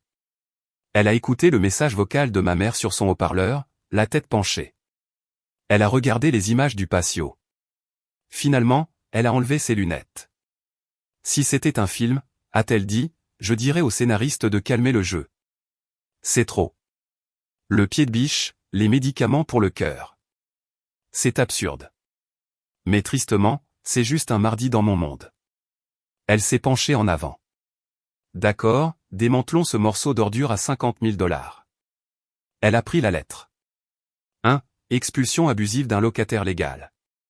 C'est une blague. Dylan n'était pas locataire. Il était un invité à long terme ou en termes juridiques, un titulaire de licence. Il ne payait pas de loyer, n'avait pas de bail, et sa licence d'être là a été révoquée au moment où vous avez dit sortez. L'expulsion par la police était en fait un cas d'école. Elle est passée au point suivant. 2. Diffamation de caractère. C'est mon préféré. Pour prouver la diffamation, ils doivent prouver que ce que vous avez dit sur eux était faux et 2, fait avec une intention malveillante. Dites-moi, mademoiselle Phillips, y avait-il quelque chose de faux dans votre post Facebook? Non, ai-je dit. J'ai joint les relevés bancaires. C'étaient toutes des données. Exactement, a dit Naomi, un véritable sourire prédateur se répandant sur son visage. En droit américain, il y a un concept simple et magnifique. La vérité est une défense absolue. Vous ne les avez pas diffamés. Vous les avez exposés. Avec des reçus. D'un autre côté, elle a fait un geste vers les impressions des postes de Haley, prétendant que vous êtes instable, une tyran bourreau de travail, et mentalement malade à un public dans l'intention de nuire à votre réputation. Ça, c'est de la diffamation, et c'est délicieux. Elle s'est levée. Je vais rédiger notre réponse, pas juste un nom, mademoiselle Phillips. Nous allons répondre avec ce qu'on appelle une demande reconventionnelle. Ce n'est plus une action défensive. C'est maintenant une opération offensive. Elle a dicté la lettre à son assistante juste devant moi. C'était une œuvre d'art. C'était une bordée juridique. La lettre déclarait sans équivoque que leur demande était frivole, malveillante et un abus embarrassant du processus juridique. Elle ne niait pas seulement leurs allégations. Elle les ridiculisait, citant les rapports de police comme preuve de leur comportement criminel. Puis est venue la contre-poursuite. La lettre les informait que nous allions intenter un procès contre Dylan Brooks pour 2 ans et demi de loyer impayé au taux du marché totalisant une somme juste au nord de 40 000 $. Nous poursuivions également pour des dommages, y compris les frais de serrurier, les frais de remorquage de voiture, le coût de l'installation des nouvelles caméras de sécurité, et bien sûr mes frais juridiques. Et pour Haley, Linda et Dylan, nous poursuivions une réclamation civile pour diffamation, harcèlement et infliction intentionnelle de détresse émotionnelle, pour laquelle nous ne demanderions pas moins que les 50 000 $ qu'ils avaient si utilement suggérés. Le paragraphe final était le coup de grâce. La lettre de Naomi déclarait que leurs posts sur les réseaux sociaux, leur diffusion en direct et le message vocal enregistré de ma mère avaient tous été entrés comme preuve d'une campagne coordonnée de harcèlement de mauvaise foi et seraient poursuivis dans toute la mesure de la loi. Elle leur a envoyé par courrier recommandé et un email à leur avocat. Nous avons attendu. Ça a pris moins de 24 heures. Mon téléphone a sonné. C'était Naomi.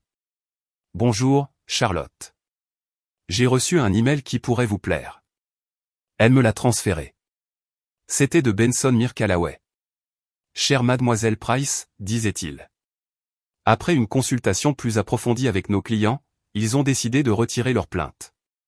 Ils ne poursuivront pas cette affaire plus loin pour le moment. Nous nous excusons pour tout inconvénient. Ils avaient juste essayé d'apporter un couteau à une fusillade. Et Naomi s'était présentée avec de l'artillerie. Ils se sont couchés. Ils ont fui. Je me suis assise à ma table de cuisine en regardant l'email. Le procès avait disparu. La menace de 50 000 $ s'était évaporée. Je n'avais pas seulement survécu. Je n'avais pas seulement défendu. Pour la première fois de toute ma vie, face à ma famille, j'avais attaqué et j'avais gagné. Le silence après la lettre de Naomi était assourdissant.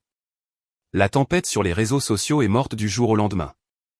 L'Instagram de Haley, autrefois un sanctuaire public à son moi authentique, a été soudainement verrouillé. La page Facebook de Linda, pareil. Les armes numériques qu'ils avaient brandies ont été rengainées au moment où une arme plus grande et plus chère a été pointée vers eux. Le procès de 50 000 $ avait disparu. Les accusations criminelles, cependant, étaient toujours très en jeu. Pendant une semaine, je n'ai rien entendu. J'ai pris mon congé payé. J'ai dormi. J'ai nettoyé ma maison. Vraiment nettoyé comme si je pouvais frotter le souvenir de Dylan de l'air. Et puis un mardi après-midi, mon téléphone a sonné avec un numéro inconnu d'un indicatif régional de Rockford Hill. J'ai supposé que c'était un créancier à eux ou un autre avocat. J'ai failli laisser aller sur la messagerie vocale. Allô, ai-je répondu, ma voix sur ses gardes. Est-ce Charlotte? La voix était féminine, hésitante, et une que je n'avais pas entendue depuis au moins 5 ans. C'était ma tante, Julia. Julia était la sœur cadette de mon père. Elle était le mouton noir de la famille, une désignation que ma mère, Linda, lui avait joyeusement attribuée parce que Julia était 2 fois divorcée, une démocrate enregistrée, et avait dit une fois à ma mère à Thanksgiving que son ragoût de haricots verts avait le goût d'un triste souvenir. Linda la méprisait depuis lors. Tante Julia, ai-je dit, choquée. Oh, merci mon Dieu, a-t-elle soufflé. Chérie, j'ai vu. J'ai tout vu. Ton post, les captures d'écran, ce que Linda et Ale postaient avant de verrouiller leur compte. Je devais juste appeler. Je suis tellement désolé, Charlotte. Je suis tellement désolé. Je ne savais pas quoi dire. C'est beaucoup. Non, chérie. Tu n'as pas à t'excuser. Je m'excuse. Je m'excuse pour nous tous, pour mon frère, pour tout ça. Je suis désolé que nous n'ayons pas été une meilleure famille pour toi. Elle a fait une pause et sa voix était épaisse. Je voulais juste que tu l'entendes de quelqu'un dans cette famille abandonnée de Dieu. Tu n'es pas la méchante. Tu étais juste la seule qui payait ses propres factures. Nous nous sommes rencontrés pour un café le lendemain, à mi-chemin entre Davenport Springs et Rockford Hill dans un Starbucks stérile au bord de l'autoroute. Elle avait l'air plus vieille que dans mes souvenirs, mais ses yeux étaient les mêmes, vifs et rapides, ne manquant rien. Tu dois comprendre la dynamique. Charlotte, a-t-elle dit en remuant son latte. Ta mère opère une agence de relations publiques de contrôle des dégâts d'une seule femme pour aller depuis qu'elle a 16 ans. Tu étais la réussite, alors on t'a laissé tranquille. Aller était le projet. Tu as juste cassé le système quand tu as finalement dit non. Elle s'est penchée, sa voix tombant dans un murmure conspirateur. Les trucs en ligne, la voiture, c'est juste la pointe de l'iceberg. Sais-tu qu'il y a environ 3 ans? Ale a maxé 2 cartes de crédit. Et je ne parle pas de $1000. Je parle de dizaines de milliers. Vêtements. Un voyage à Vegas qu'elle a gagné sur Instagram. Dieu sait quoi d'autre. Linda ne l'a pas dit à Robert. Elle a secrètement retiré de l'argent de leur ligne de crédit immobilier pour payer ça. Elle rembourse en secret depuis des années. Je l'ai juste fixé. Oh, ça s'améliore, a dit Julia en prenant une gorgée. Cette petite décapotable blanche que Ale conduit, celle qu'elle appelle sa voiture de patronne, celle dont maman a dit qu'elle avait eu une super affaire. Une super affaire. Bien sûr. Une super affaire que Robert a payée en faisant un retrait anticipé de son fonds de retraite, de son 401K. Il a mangé les impôts. Il a mangé la pénalité de 10%. Tout ça pour que sa fille créatrice de contenu de 27 ans puisse avoir une nouvelle voiture pour ses séances photos. Il se noie financièrement. Charlotte, ça fait des années. Ils l'ont juste caché derrière la pension de Robert et la volonté de faire de ta mère. C'était beaucoup. Cela expliquait le désespoir. La tentative frénétique de saisir mon canapé, ma télé. Ils n'étaient pas seulement avides. Ils étaient fauchés. Mais même ça, a dit Julia en me regardant droit dans les yeux, n'est pas le grand secret. L'argent, c'est mauvais. Mais la raison pour laquelle ils étaient si ravis à propos de Dylan, la raison pour laquelle ils mesuraient déjà le sous-sol pour un appartement, la raison pour laquelle ta mère était prête à te brûler jusqu'au sol si vite? Elle a fait une pause. Linda était à Saint-Jude 2 semaines avant l'incident, tu sais, son groupe d'église. Elle a dit à tout le cercle de tricot qu'elle allait être grand-mère. Le latte dans ma bouche a tourné allègre. Quoi? Ouais. Ale était enceinte du bébé de Dylan. C'est pour ça qu'ils devaient les installer si vite. C'est pour ça qu'ils avaient besoin d'un fiancé. N'importe quel fiancé tout de suite. C'est pour ça que ta mère était si heureuse. Elle n'obtenait pas seulement un gendre qu'elle aimait mieux. Elle sauvait la réputation de sa fille et obtenait un petit enfant en prime. Tout s'est mis en place. Le dîner maniaque, le plan de transition, l'audace. C'était tout un jeu désespéré à gros enjeux pour légitimer une grossesse. Oh mon Dieu, ai-je chuchoté. L'était-elle? L'est-elle? Tante Julia a juste levé un sourcil. Eh bien, parlons de ça. Un mois s'est écoulé depuis les arrestations. Les potins à Rockford Hill. Laisse-moi te dire, c'est nucléaire. Tout le monde est au courant des arrestations. Tout le monde. Robert et Linda sont des parias. Et l'autre rumeur, la rumeur du bébé s'effondre.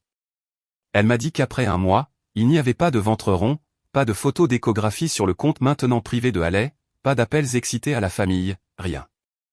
Au lieu de cela, Julia a dit, on voit Linda entrer et sortir du bureau de cet avocat véreux au centre-ville, pas chez les médecins. Elle ressemble à un fantôme. Mon avis, le bébé n'a jamais été réel. C'était le levier pour amener Dylan à faire sa demande et pour amener ses parents à financer toute l'opération. Et maintenant le mensonge n'a nulle part où aller. Ils sont coincés avec les accusations criminelles et l'humiliation sociale. Nous nous sommes séparés. Julia m'a donné une longue et forte étreinte. Reste forte, gamine. Tu es sortie. Tu es enfin sortie. Je suis rentré chez moi. L'affaire criminelle avançait. Je devais juste signer des papiers, faire des déclarations. Tout avançait. Puis environ 2 semaines après mon café avec Julia. Mon téléphone a sonné. Il était presque 23 heures.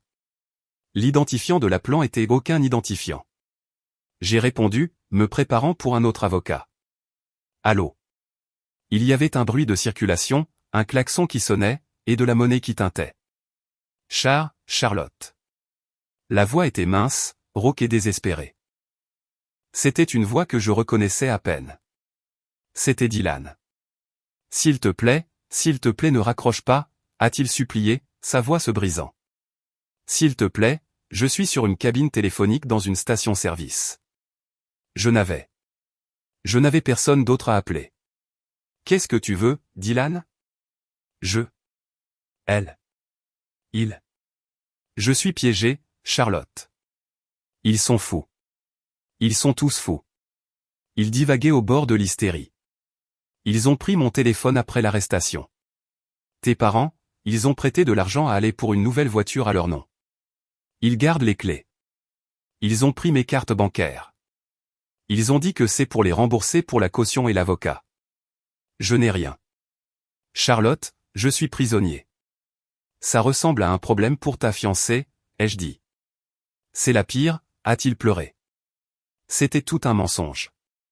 SH. Tout. Le bébé. Elle a menti. Elle m'a dit qu'elle était enceinte. C'est pour ça que je l'ai fait. C'est pour ça que j'ai accepté le dîner. Pourquoi j'ai laissé tes parents penser que je faisais la bonne chose? Je pensais que je le faisais et elle ne l'est pas. Elle n'a jamais été enceinte. C'était tout un mensonge pour que je fasse ma demande et pour que tes parents lui donnent de l'argent. Il a pris une longue respiration tremblante. Le genre que vous prenez quand vous êtes sur le point de vomir. Et maintenant c'est l'enfer.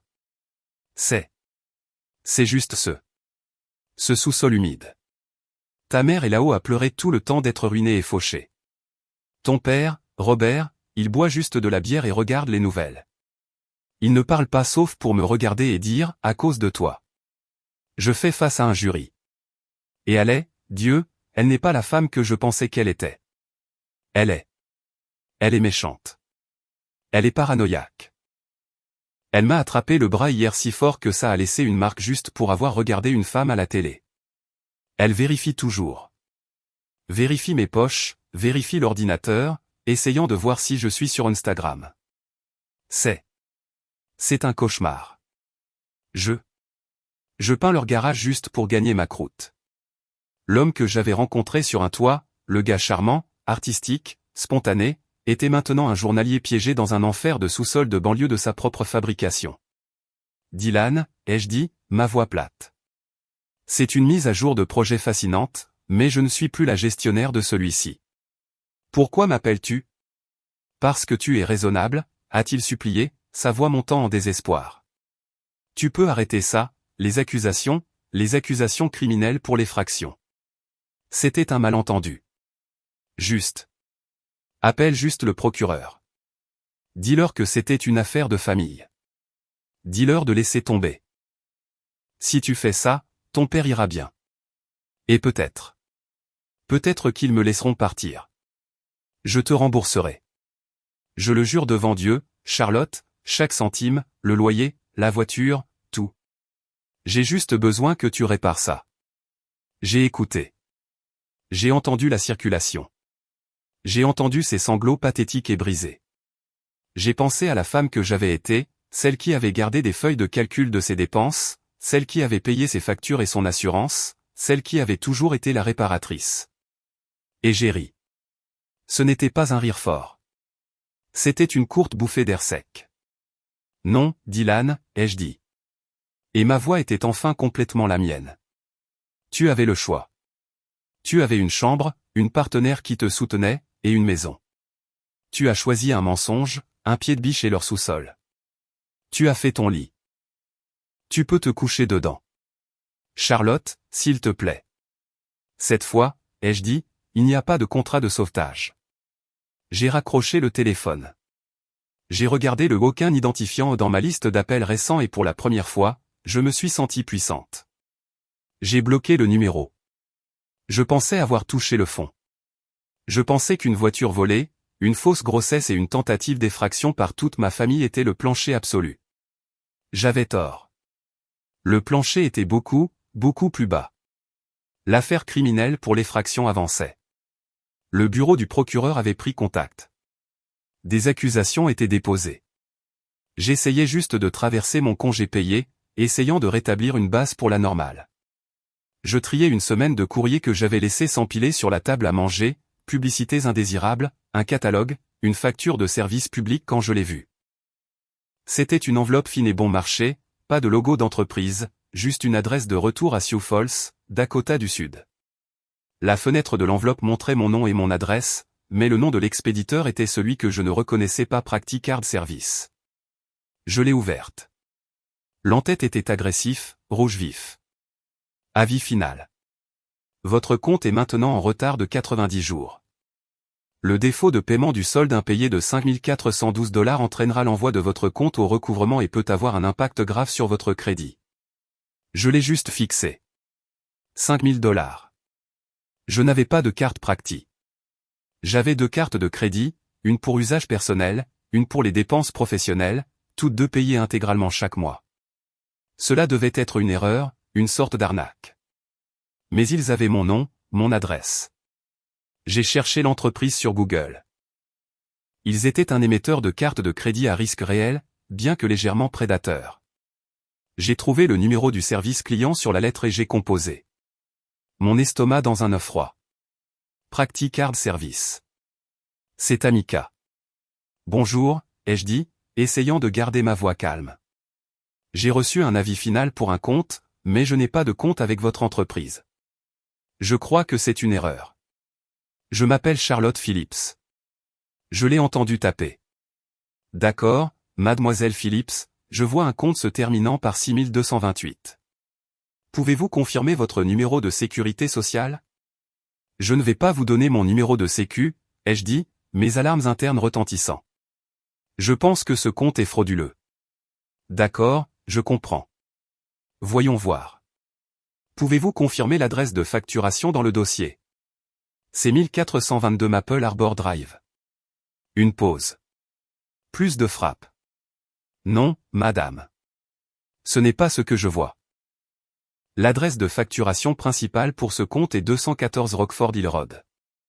214 Rockford Hill Road, la maison de mes parents. Mon sang a cessé de bouger. Il s'est juste arrêté. Et madame, a-t-elle continué, sa voix ennuyée. Je vois l'email de contact principal pour toute correspondance. Est-ce Linda Phillips 1959@gmail.com. Le téléphone a glissé de ma main. Il a frappé le sol et la voix minuscule de Tamika parlait toujours depuis le haut-parleur. Madame, êtes-vous toujours là? Linda Phillips, ma mère. J'ai raccroché. Je tremblais si fort que je pouvais à peine utiliser mon ordinateur portable. Je suis allé au seul endroit où je n'avais pas pensé à vérifier, le seul endroit que je n'avais pas eu besoin d'examiner pour mon classeur de projet, mon rapport de crédit complet. J'ai payé les frais. J'ai téléchargé le PDF de 80 pages. Et j'ai fait défiler et c'était là.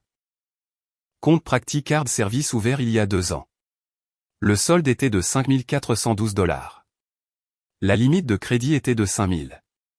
Le reste était des frais de retard et des intérêts. Elle était maxée. Les données de la demande étaient un collage tordu et glaçant de ma vie et de la leur. Nom du demandeur, Charlotte Phillips. Numéro de sécurité sociale du demandeur, le mien. Employeur du demandeur, Northbridge Dynamics. Salaire du demandeur, le mien. Numéro de téléphone du demandeur, la ligne fixe de mes parents. Adresse de facturation du demandeur, la maison de mes parents. Email de contact du demandeur, celui de ma mère. Mon cœur battait si fort que je le sentais dans mes dents. C'était une réalisation froide et malade. Ce n'était pas un acte récent de désespoir. C'était une entreprise criminelle calculée à long terme. Ils utilisaient mon bon crédit, mon salaire, mon identité depuis 2 ans. Tout le temps que je payais l'assurance automobile de Dylan, tout le temps que je les recevais pour Thanksgiving. Ils avaient ouvert une carte de crédit à mon nom, l'avaient maxée, et puis quand j'avais finalement tracé une ligne et coupé les ponts, ils avaient simplement arrêté de payer la facture, la laissant faire défaut, laissant les conséquences tomber directement sur moi. Et je me suis soudainement souvenu d'un SMS de ma mère environ un mois avant le mardi final. Linda, salut chérie. Demande bizarre. Peux-tu m'envoyer une photo rapide de ton permis de conduire? Le recto et le verso? J'essaie de t'inscrire pour les points de récompense de la compagnie aérienne de notre dernier voyage et il demande le numéro de permis. Je veux m'assurer que tu obtiennes les miles. À l'époque, j'étais au milieu d'une inspection de site. J'avais pensé que c'était bizarre, mais j'étais occupé. Je lui avais envoyé les photos et elle avait répondu par un simple merci, mon ange. Je leur avais donné l'arme. Ils avaient mon numéro de sécurité sociale depuis ma naissance, mon salaire, pour m'être vanté de ma promotion, mon permis, par un texte simple et trompeur. Ma famille ne m'avait pas seulement trahi. Ils m'avaient volé. C'était un genre d'appel téléphonique différent. Ce n'était pas un appel paniqué à un opérateur 911. C'était un appel froid, stable et très calme à Naomi Price. J'ai énoncé les faits, la lettre, l'appel téléphonique, le rapport de crédit, la date d'ouverture, l'email de contact. Naomi n'a même pas soupiré. Elle n'était pas surprise. J'avais le sentiment qu'il était impossible de surprendre cette femme. Charlotte, a-t-elle dit, sa voix calme. Ce n'est plus un litige civil. C'est un crime. C'est de la fraude. C'est une usurpation d'identité. Et c'est un crime fédéral. Elle a fait une pause. Je vais vous poser une question et j'ai besoin que vous y réfléchissiez avant de répondre. Êtes-vous, Charlotte Phillips, prête à traiter cela comme le crime que c'est, ou allez-vous traiter cela comme un accident familial? Un accident familial? Allez-vous payer les $5000, faire disparaître ça, et simplement l'ajouter à la liste des choses qu'ils vous ont faites? Ou allez-vous mettre votre mère dans une position où elle pourrait aller en prison? C'était la question, la vraie. J'ai regardé autour de ma maison sûre, calme et aux clés changées. J'ai pensé à la voix sur le message vocal. Tu es un cancer. Tu nous as assassinés. J'ai pensé au visage rouge et enragé de mon père à ma porte. J'ai pensé à Alay, ma sœur délicate avec un pied de biche à la main, essayant de forcer son chemin dans mon salon pour voler ma télévision. Un crime, ai-je dit, ma voix. C'est un crime. Bien, a dit Naomi. Parce que votre famille a franchi cette ligne, pas vous. Voici ce que vous allez faire dans cet ordre spécifique. 1. Vous n'allez pas rappeler cette société de carte de crédit. Vous n'allez pas vous engager avec eux. 2. Vous allez aller en ligne tout de suite sur le site de la FTC et déposer un rapport complet d'usurpation d'identité. 3. Vous allez prendre ce numéro de rapport et vous allez appeler les 3 bureaux de crédit, TransUnion, Equifax et Experian, et vous allez placer un gel permanent sur votre crédit, pas un verrouillage, un gel. 4. Vous allez appeler la police de Davenport Springs et déposer un rapport de police pour usurpation d'identité. Vous leur donnerez le numéro de rapport FTC. Ce n'est plus un drame familial de parole contre parole. C'est maintenant un crime financier. J'ai fait exactement ce qu'elle a dit. Bon sang, ça a pris le reste de la journée à déposer les rapports, à parler au département de fraude. C'était comme un deuxième emploi de l'ombre. Cette nuit-là, j'étais de retour sur mon canapé. Le film était éteint. La pizza était à la poubelle. Le silence de la maison était différent. Ce n'était pas paisible. C'était lourd. Une partie de mon cerveau, la partie fille, hurlait, c'est ta mère. C'est ton père. Tu es sur le point de les envoyer en prison. Tu détruis ta famille. Mais une autre partie, la chef de projet, la survivante, la femme qui avait été assise sur ce même canapé quand son monde s'était terminé, a juste calmement réfuté l'argument. Un entrepreneur qui vole l'entreprise est licencié. Un entrepreneur qui fraude l'entreprise est poursuivi. Un entrepreneur qui commet un crime est envoyé en prison. Les règles devaient s'appliquer à tout le monde ou ce n'était pas des règles. C'était juste des faveurs et j'avais fini de faire des faveurs. J'ai passé tout le week-end à ma table à manger. Mais cette fois, je ne faisais pas mon travail de Northbridge. Je construisais un nouveau dossier. J'ai trouvé un SMS de Linda à propos du permis de conduire. J'ai trouvé des emails d'il y a 2 ans où elle avait demandé mon statut social pour une mise à jour de police d'assurance vie. J'ai trouvé des relevés bancaires montrant des achats que Ale avait postés sur Instagram, et j'ai recoupé les dates avec le relevé nouvellement acquis de Practicard Service. Elle n'avait pas seulement acheté des vêtements, elle avait acheté un ordinateur portable à $2000. Elle avait payé un week-end spa en ville, le tout sur ma carte de crédit volée et maxée. Quand j'ai apporté ce nouveau classeur à la police le lundi, je n'ai pas été envoyé à un agent de patrouille. J'ai été envoyé à l'étage dans un petit bureau gris vers un détective, un homme dans un costume fatigué qui se spécialisait dans les crimes financiers. Il a lu mon dossier. Il a regardé mes 3 autres rapports de police. Il m'a regardé par-dessus ses lunettes. Mademoiselle Phillips, a-t-il dit. Je vais être honnête avec vous. Avec une affaire normale unique d'usurpation d'identité, il peut être difficile d'amener le bureau du procureur à poursuivre. C'est beaucoup de travail pour un crime de bas niveau. Mon cœur a coulé. Mais ça, a-t-il dit en tapotant le classeur, ce n'est pas ça. Vous avez un modèle documenté et croissant de harcèlement criminel, de l'intrusion au vol de grands chemins à la tentative de cambriolage, et maintenant vous avez un crime financier clair sur plusieurs années. Ce n'est pas une dispute familiale. C'est un modèle à long terme de comportement criminel. Et le procureur est très intéressé par des cas comme celui-ci, surtout quand les victimes sont aussi organisées que vous. Il m'a dit qu'il présenterait le dossier complet, tout, des appels 911 au relevé de carte de crédit au procureur adjoint. En attendant, a-t-il dit, je suggérerais que vous ne leur parliez pas. Je n'ai pas prévu de le faire, ai-je dit. Naomi m'a appelé 2 jours plus tard. Le bureau du procureur est impressionné.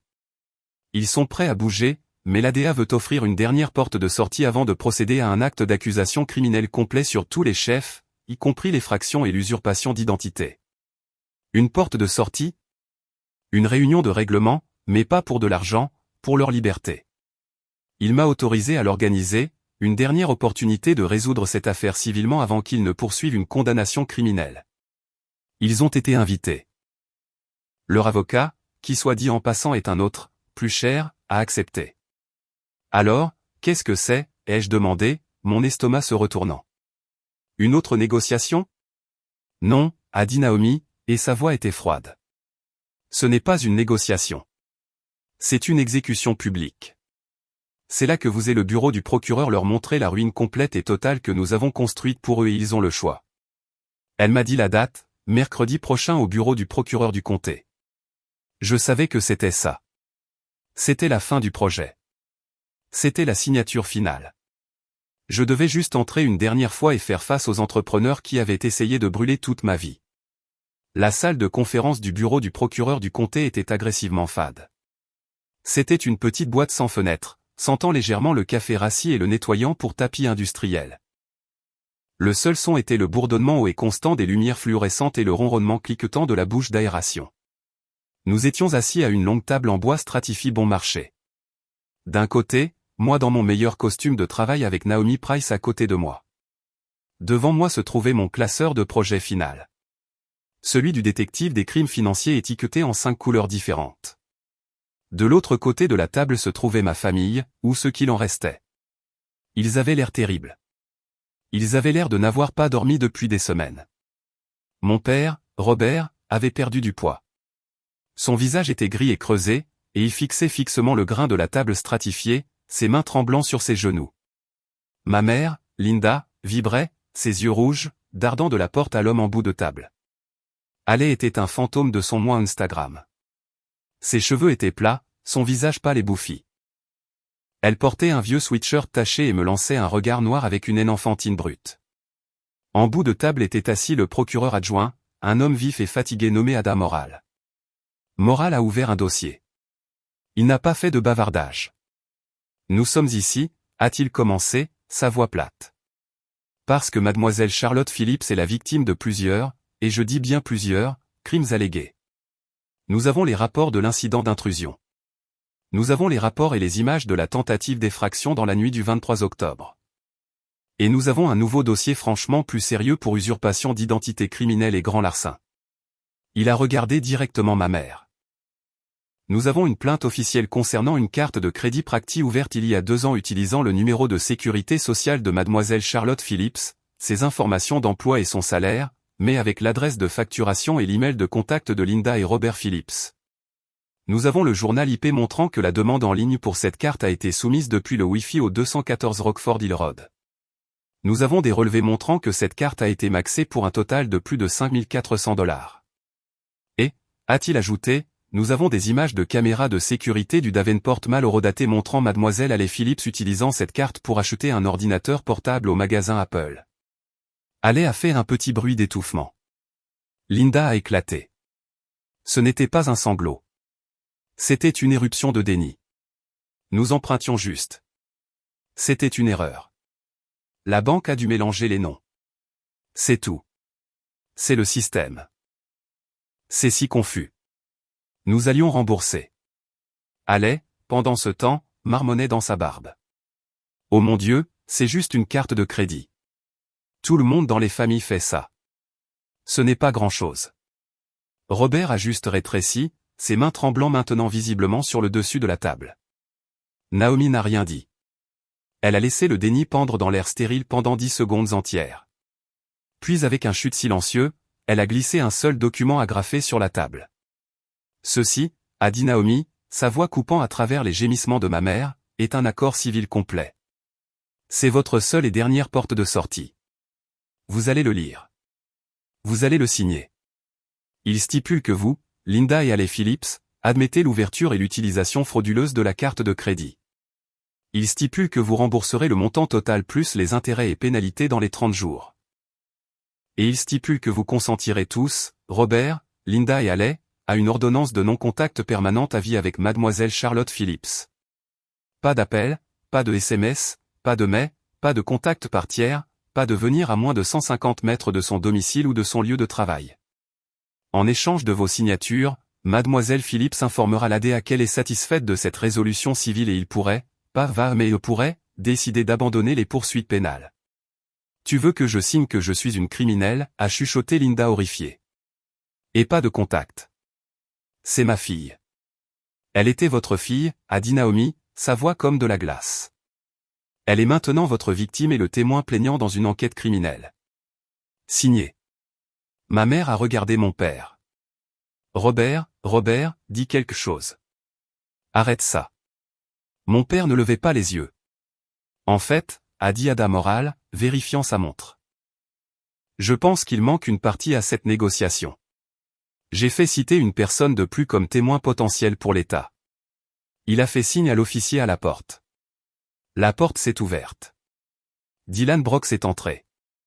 Il avait l'air pire que tous. Il était mince, pâle, et avait l'air d'avoir dormi dans ses vêtements depuis un mois, ce qui, étant donné le rapport de ma tante Julia, était probablement le cas. Il n'était plus l'homme charmant de la fête sur le toit. Il était une coquille vide et pathétique. Il n'était pas menotté. Il était juste là. Monsieur Brooks, a dit Moral. Merci d'être venu. Je devais, a bégayé Dylan. Ne regardant personne. Haley a bondi de sa chaise.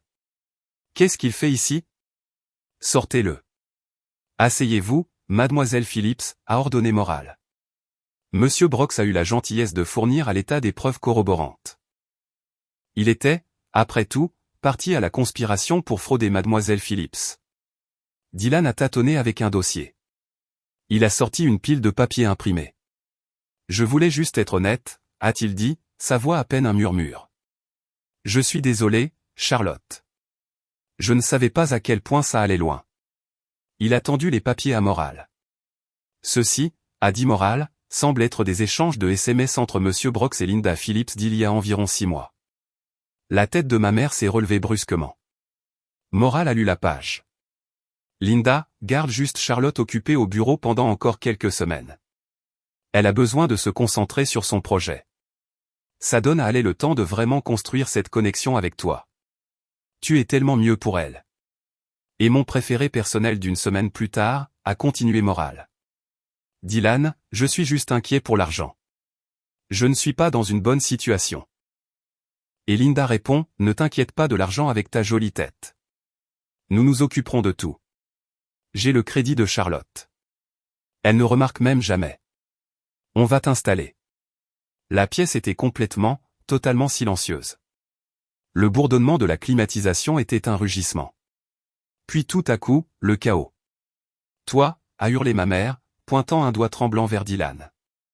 Toi, espèce de traître, garçon faible, inutile et menteur. Je t'ai habillé. J'allais te donner ma fille.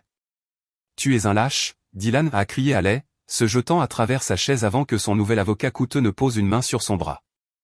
Tu es un petit rappeleur nichard. Tu nous as ruinés. J'en ai assez, a rugi mon père, Robert, trouvant enfin sa voix. Il s'est levé, claquant ses 2 mains sur la table si fort que le pichet d'eau a sauté. C'est un piège. Nous partons. Nous partons. Si vous franchissez cette porte, M. Phillips, a dit Ada Moral sans élever la voix. Je vous ferai arrêter pour obstruction et je signerai personnellement l'acte d'accusation criminelle pour vous 3 avant le déjeuner.